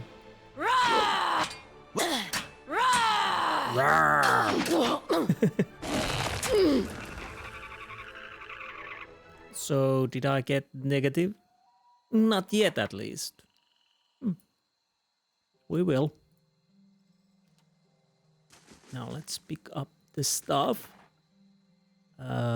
Probably nothing really worthwhile, it would seem. No. Well, of course, something to sell, at least. But nothing else. If secrets whisper here, I shall listen for them. Hunting bow Braymaker. No really need for that. Okay. So I guess we go and talk to the with path cleared. I can let Esmar know that it's safe for his men to escape the forest. Yeah, if we could have probably convinced them that let them leave if they surrender, then maybe we could have done that. But anyway, stop, friend or foe. For your luck, I'm a friend. The man in blood-soaked armor points his blade at you as his wounds and weary comrades flock into position behind him. A trickle of blood runs from a cut off on his brow down to his neck, staining the locket worn on a gold chain. You're not Clanfathan. He tightens the grip of the sword handle. My maker, friend or foe, I said. Lie, friend, of course. Deceptive. Calm down, I'm a friend. Sword still pointing at you, the man gives a sideways glance to his companions and nods. The mercenaries lower their weapon. A rare and welcome sight, friends this far from home. He lets the weight of his sword lower his arm. He gives a concerned look to his mercenary company. Look at us, hiding in the rocks and holding in our guts. He points to Zod. The fangs, they bloodied us and now we're trapped. Sorry, friend, I'm with Clanfathers. Quintet sent me. What happened? Resourceful girl. The captain huffs and chuckles before returning to his humorless frown. We assumed the Clanfathers killed her before coming upon us. I'm relieved she's alive. Doubly relieved she brought help. He rests his sword, still caked with blood, across his shoulders. The tribesmen ambushed us just as we made camp. The fight was a lopsided slaughter. Esmar stares at his feet as he finishes his thought. In the melee, someone tripped through the campfire. We were lucky in that regard. The stench of burning flesh and the choking smoke obscured the scene, and few of us managed to withdraw. We ran to these ruins to regroup, but now we're trapped. The face painters are just south of our position, and they have us cornered. No doubt they're happy to let us starve while they rest and rebuild their strength before attacking anew. His left hand idly toys with the locket worn around his neck. Seems this is where we will be making our last stand, he mutters as he clenches his gold ornament. I've dealt with the Clanfathers. If the hunters are to be to the south, can you flee to the north? At least you didn't lose your locket in the scuffle. I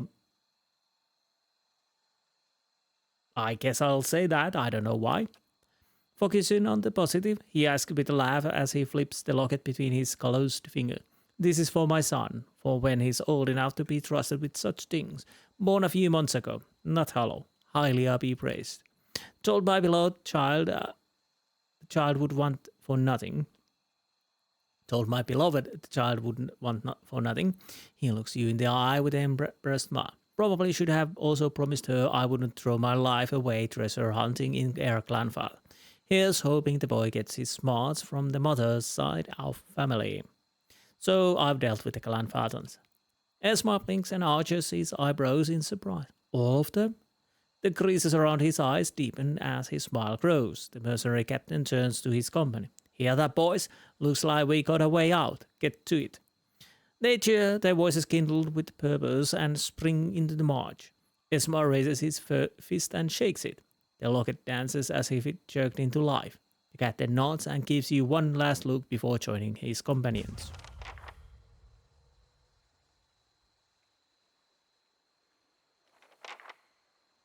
Okay. So... Return to Quinnet in the Northweald.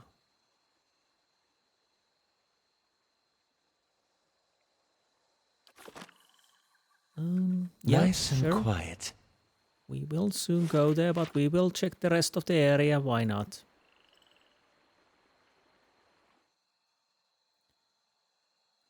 Okay, there's a forest lurker lurking about. Nothing too scary, I guess. Did I make a quick save? If I didn't, I did now.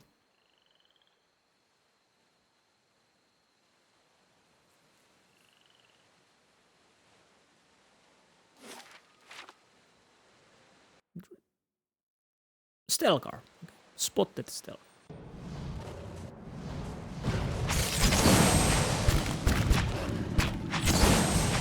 Yeah, so far so good.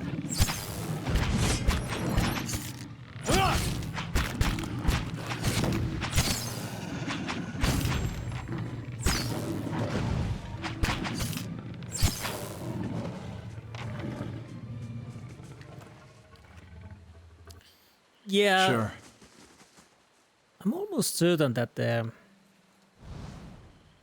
well, honestly I'm not certain, but I kind of feels that maybe My mind feels sharp as steel. That's it! maybe the come on. Arthek, Worth, and Rock!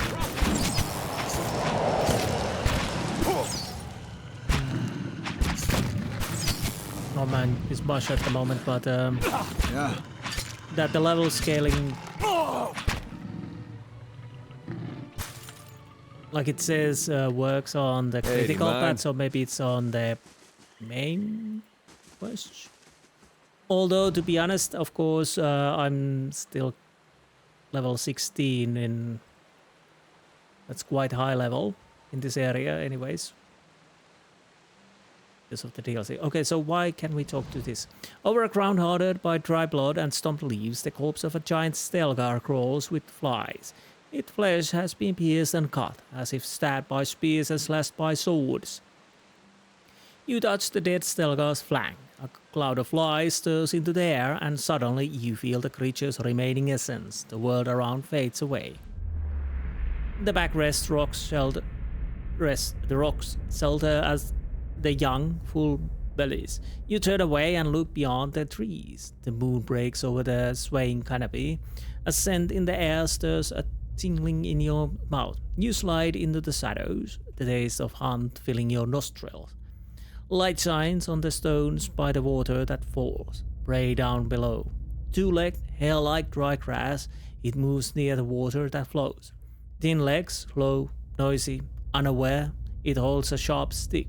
Two-legged hunter, weak hunter, prey. Closer, prey. Bright moon, prey. Into the dark. Pain on your side. A sharp stick pokes out of your flank. You roar and shake it. It snaps, breaking on the stones. Wet stones, your blood. Leaves rustle, you look. Another two-legged, another hunter. Thick legs, silent step, stripped face, strong hunter, enemy. You leap, aiming at its neck. It moves fast. Your claws find flesh, ripping it deep, ripping it down. Wet leaves, two-legged blood. It howls, it fights back. Long claws cut through the air. They slash out your flesh. More pain, sharp pain. You strike, it strikes. Hot blood on your claws, hot cuts on your chest. The world goes red. Your strength fails, you can't breathe. The two-legged hunter looks down. Wet ground are blood. Sharp stick above its head. Bright moon above its head. Strong hunter. The world goes dark. Oh, that's quite sad. Okay, there's blood. Steady does it. So...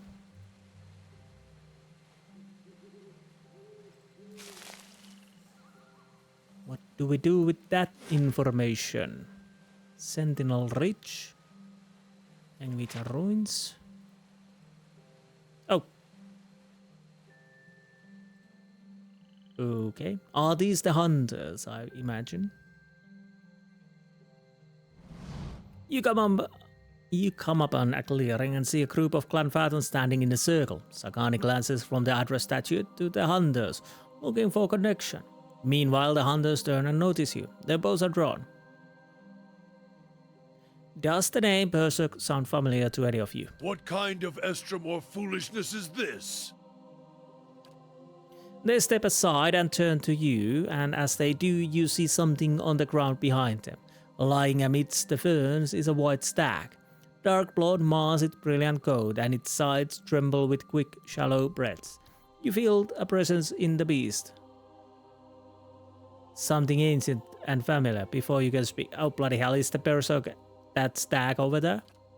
Something thumps to the ground. You look down and see Adra Bear. Its bright glow flickering. Arc's shadow. Sagani draws up beside you, her eyes wide fixed on the dying stag. Her mind full of pain to have journeyed so long and found this. One of the hunters takes a step forward and Sagani raises her bow. An arrow knocks. Any closer and you'll bleed out next to him. Well, her voice is low and tremulous. I never thought I'd prepared myself to meet a stranger.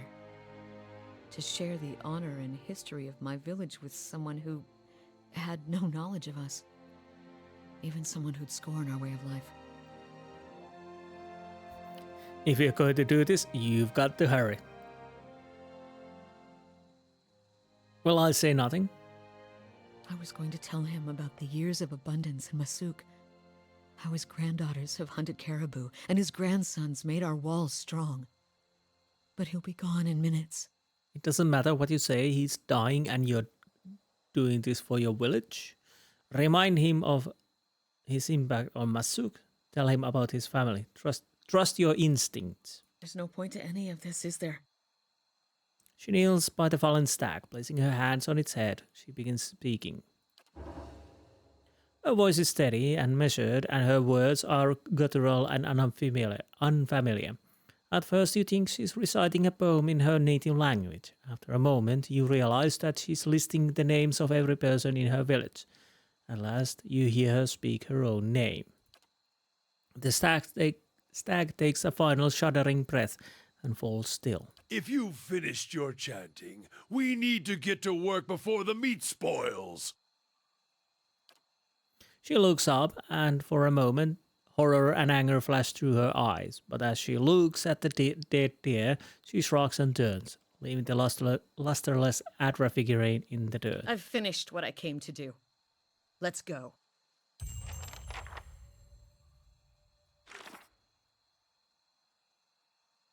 We finally found Persoq. He was a stag, and he'd been wounded by hunters.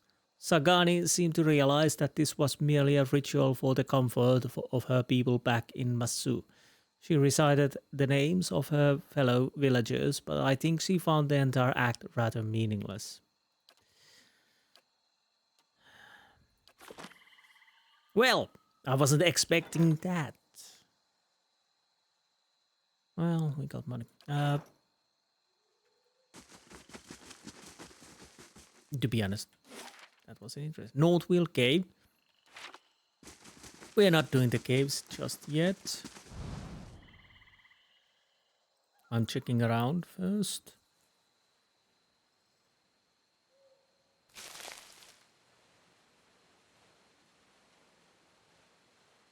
Okay, so there's nothing in here, okay.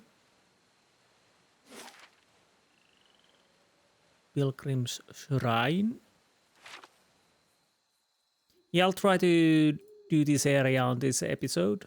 And after that, I'll probably end the episode. And next episode, we will continue with the main quests and whatnot.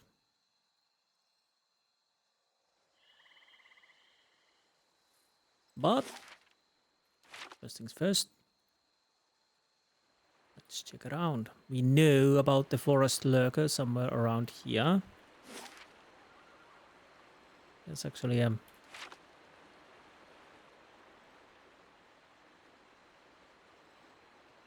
Elder Bo. Wait, what is this? This leather bag, its belongings washed down the current of the river, cleans like a wet rock.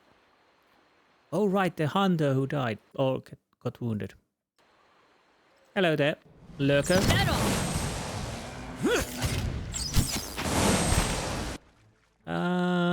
You might want to get that going there. Yeah. Affect worth and wrath. That's nice. Now let's get this Ninagaut Shadow Flame, because why not? That's it. By the way, Ready, Watcher. You could be shooting, you know, and so could you.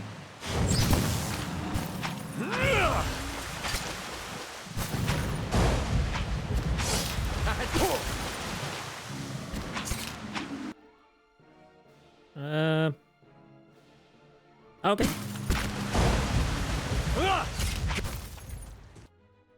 It should. Can't get a good shot with this. And they're done. Yes.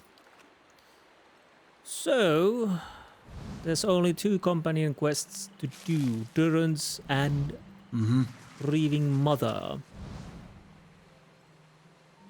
I have totally forgotten the Saganist quest. I tried to pet a Stelgar once. Similar outcome. Fjord. Beneath the raging waterfall, the corpse of an elven clan-foughten hunter lies shattered against the rocks. Broken bones protrude through the skin, but you also notice deep parallel cuts in the rotting flesh. The slashes trace almost every part of the body, as if it had been ravaged by a dozen blades. This man probably died before his fall from the cliffs above. You touch the dead elf's forehead, droplets of water glistening down on its purple surface, and feel a sudden jolt from the hunter's lingering essence. The world around you fades away. You're walking amongst the underbrush without making a sound. Moonlight catches sight of your arms, shining them pale. But you quickly dart again into the shadows of the giant trees of the Northweald. Your blood brother is not so deaf as you expected. Look at him, frail, unaware. He doesn't deserve to share the glory of this hunt. It's been countless seasons since the Stelgar like this one, twice the size of its lesserkin, has roamed the forest near Twin Elms. Arthur fell for the trick. You almost feel pity for him, but you convince yourself that he'd only get in the way once the killing begins. He'll be safer by the river, expecting that we'll flank the Stelgar when it comes out to drink, but this kill will be only yours. The Stelgar is larger than you imagine. It stands without a fear atop a waterfall's ridge, its silhouette cutting a monstrous hole against the mantle of the night sky. A beast of legend, a true hunter. Your hand tightens around the shaft of your father's spear. The weight feels balanced, just right, as you prepare the throw. You put everything into it. The spear flies through and it hits mark. The Stelgar didn't even hear a sound. Its blood spills bright on the rocks, yet it stands unfazed. The beast bounces. Moonlight shines over its great fangs. Your hands draw your blades without a second thought as you lunge forward to meet this monster. It is fast. It's ripping your flesh apart. You stab at the darkness engulfing you, deep, again and again. There is no slowing its embrace. Maybe you should have taken your friend with you. You could be alive, or blood, brother, or whatever.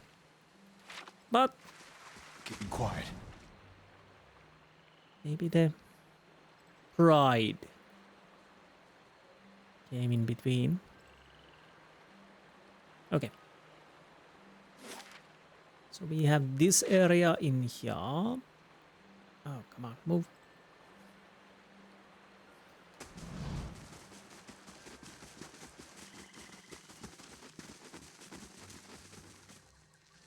I'll see what I can find. So there's the shrine, okay. Mm-hmm.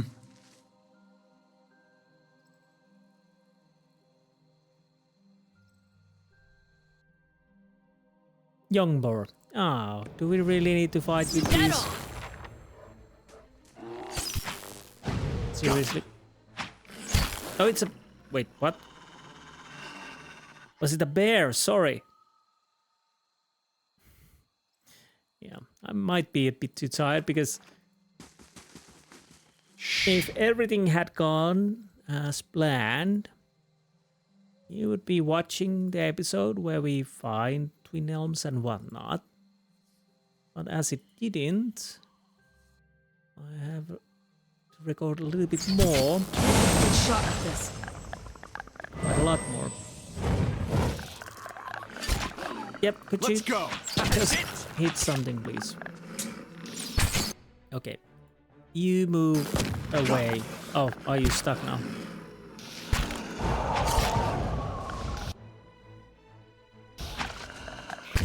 Oh, what is that? My Wind mind light. feels sharp as steel. That's not... Dead on!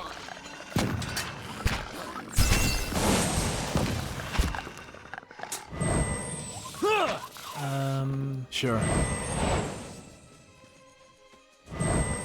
Again, Eder, what the hell are you using? Why are you using the wrong weapon? Dead on! That's not very helpful. I have no idea why it's changing. Does everybody have right weapons, please?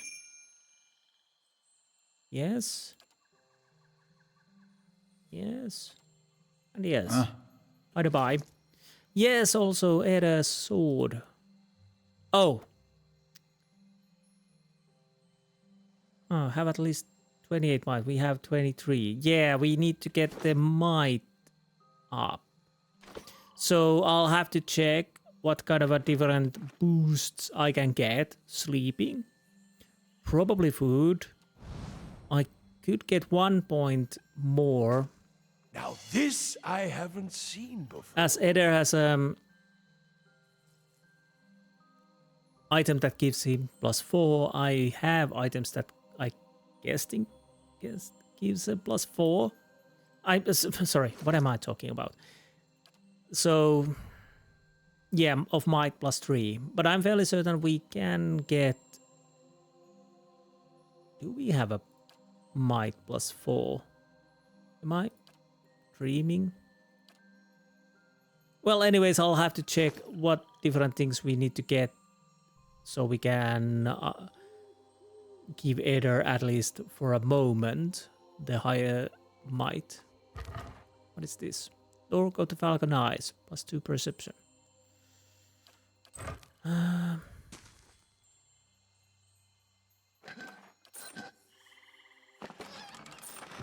Okay, so what is this? The nest. So is this the way to the Temple of Hylia? It would seem like it. So at least those are stairs. Definitely not going there then. Honestly, I might leave these caves for the next episode because, like I said, I'm quite tired at the moment.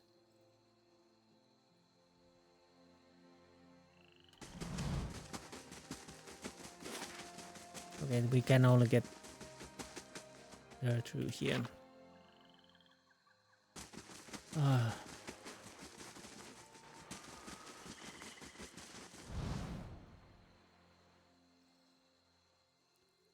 Now, Wolf Leader.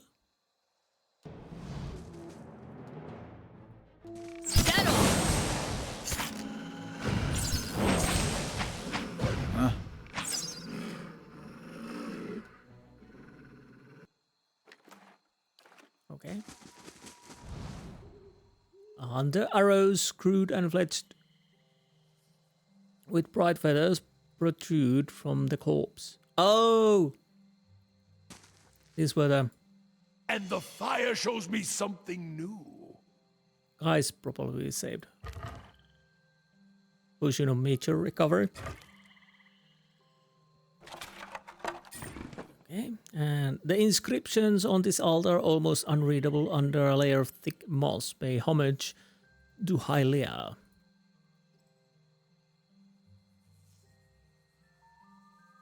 And tracks long and shallow, head east, is speckled with blood. Okay, so where are you? Wait, Gwyneth. What does it say? Yeah,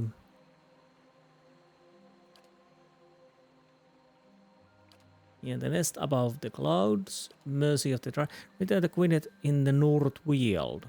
With the path cleared, I can let Esmond. Gwyneth waits on the southern edge of the Northweald to know their fate. Is she in the same place where we met her when we arrived here? Oh yes, which is weird because she probably would have seen them. Anyways, Gwyneth. Gwyneth, her gloved hands half buried on the waves of her rebellious hair, watches you approach incredulous. You did it, her dimples framed a beaming smile. She lets out a sigh of relief and wags her fingers at you.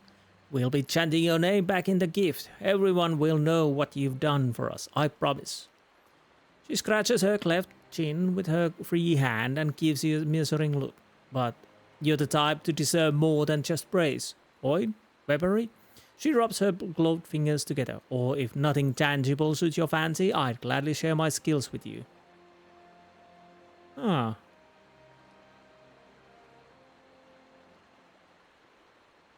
Skills.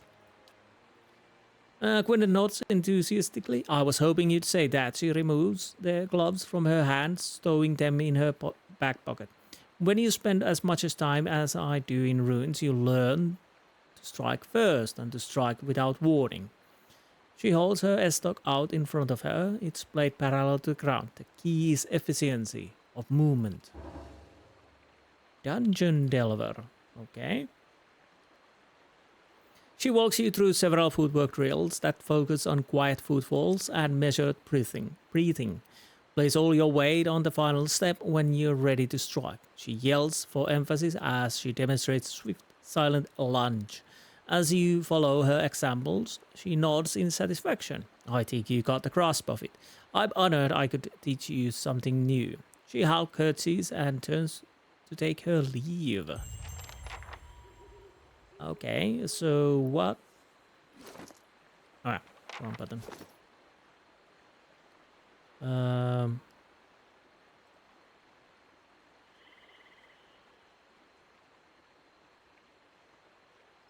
Now, is it a skill or is it?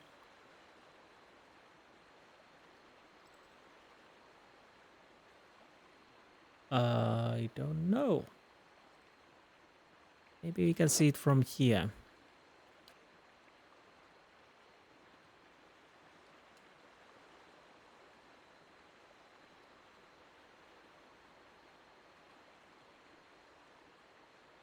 Ah, there it is. Grants Dungeon Delver passive. Self 0.1 to crit damage multiplier +1 stealth +1 mechanics. That's actually not bad. Not too great probably for my character, but still. So, stealth 4, mechanics 3. Anyhow, let's see what they... So, Place of Great Silence. Kana traveled and inquired all over the eastern reach to track down the missing monks. One by one, the monks came across Kana's path in variety of forms. Some kith, some beast, some in unique forms. Having apparently forgotten why they had set out on their meditation, the monks engaged Kana in a protracted series of philosophical conversation. Ultimately, each monk traveled back through the mental labyrinths they had created, triggering spontaneous realization and subsequent molding back into their original form. When they had all returned to their monastery, they presented Kana with a chime. Each monk had donated one of the chime's 12 bells to the final instrument. 12 uses, instant, invisible, immune to engagement, untargetable, break engagement for 6 seconds.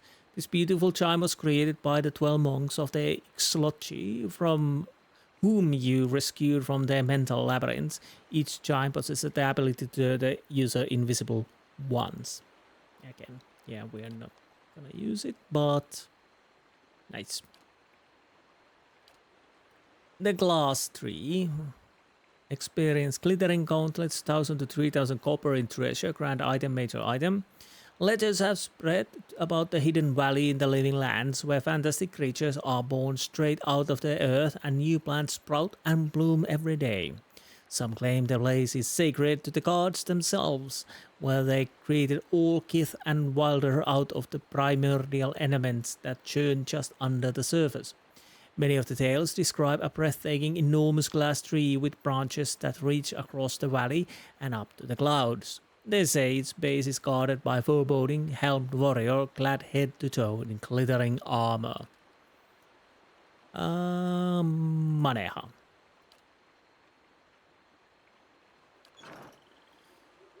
So, hopefully this recording works. At least I hope so. So next episode, we are not dealing with the dragons yet, but we'll check the Northweald cave.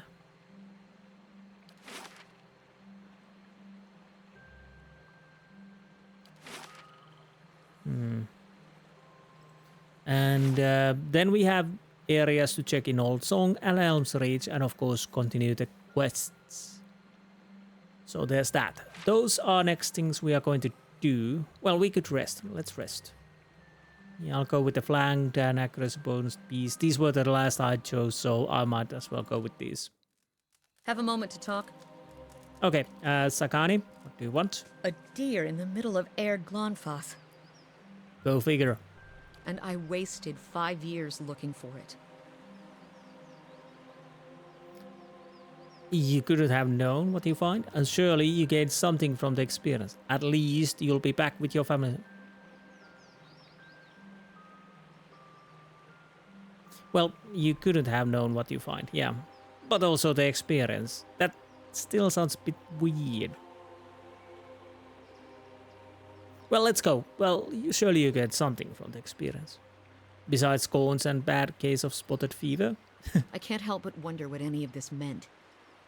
Whether Persoq's life with us even mattered when it could be covered up like tracks under new snow.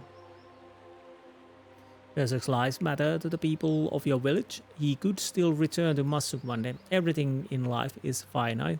Persoq accomplished a lot in Masuk. Civilizations are built upon the choices and passions of individuals from one lifetime to next. Every life is meaning. Okay, that sounds nice. We go with that. Maybe you're right. But from down here, it's hard to see those designs. Enough about me. How about you? Do you feel like you understand the purpose of your search for Theos? I need to know what happened in my past and why it haunts me now. True. Closure with Theos will bring me peace. It depends. I'm still not sure. I need to fix the evils he perpetrated on the turbo. There is no purpose, but I have to fight him to preserve my soul. Yes, I need to know what happened in my past and why it haunts me now. Be careful what you wish for. Can't unlearn something like that. True. Anyway, Theos isn't getting any closer. I suppose we'd best keep after him. Well, let us go then. Okay, so next episode, more questing and hopefully no more recordings going corrupt. I will see if there's any way to fix it. But for now, it is what it is, and we'll deal with this like so. Anyways, I hope you enjoyed this episode, and I will see you next time. Until then, goodbye.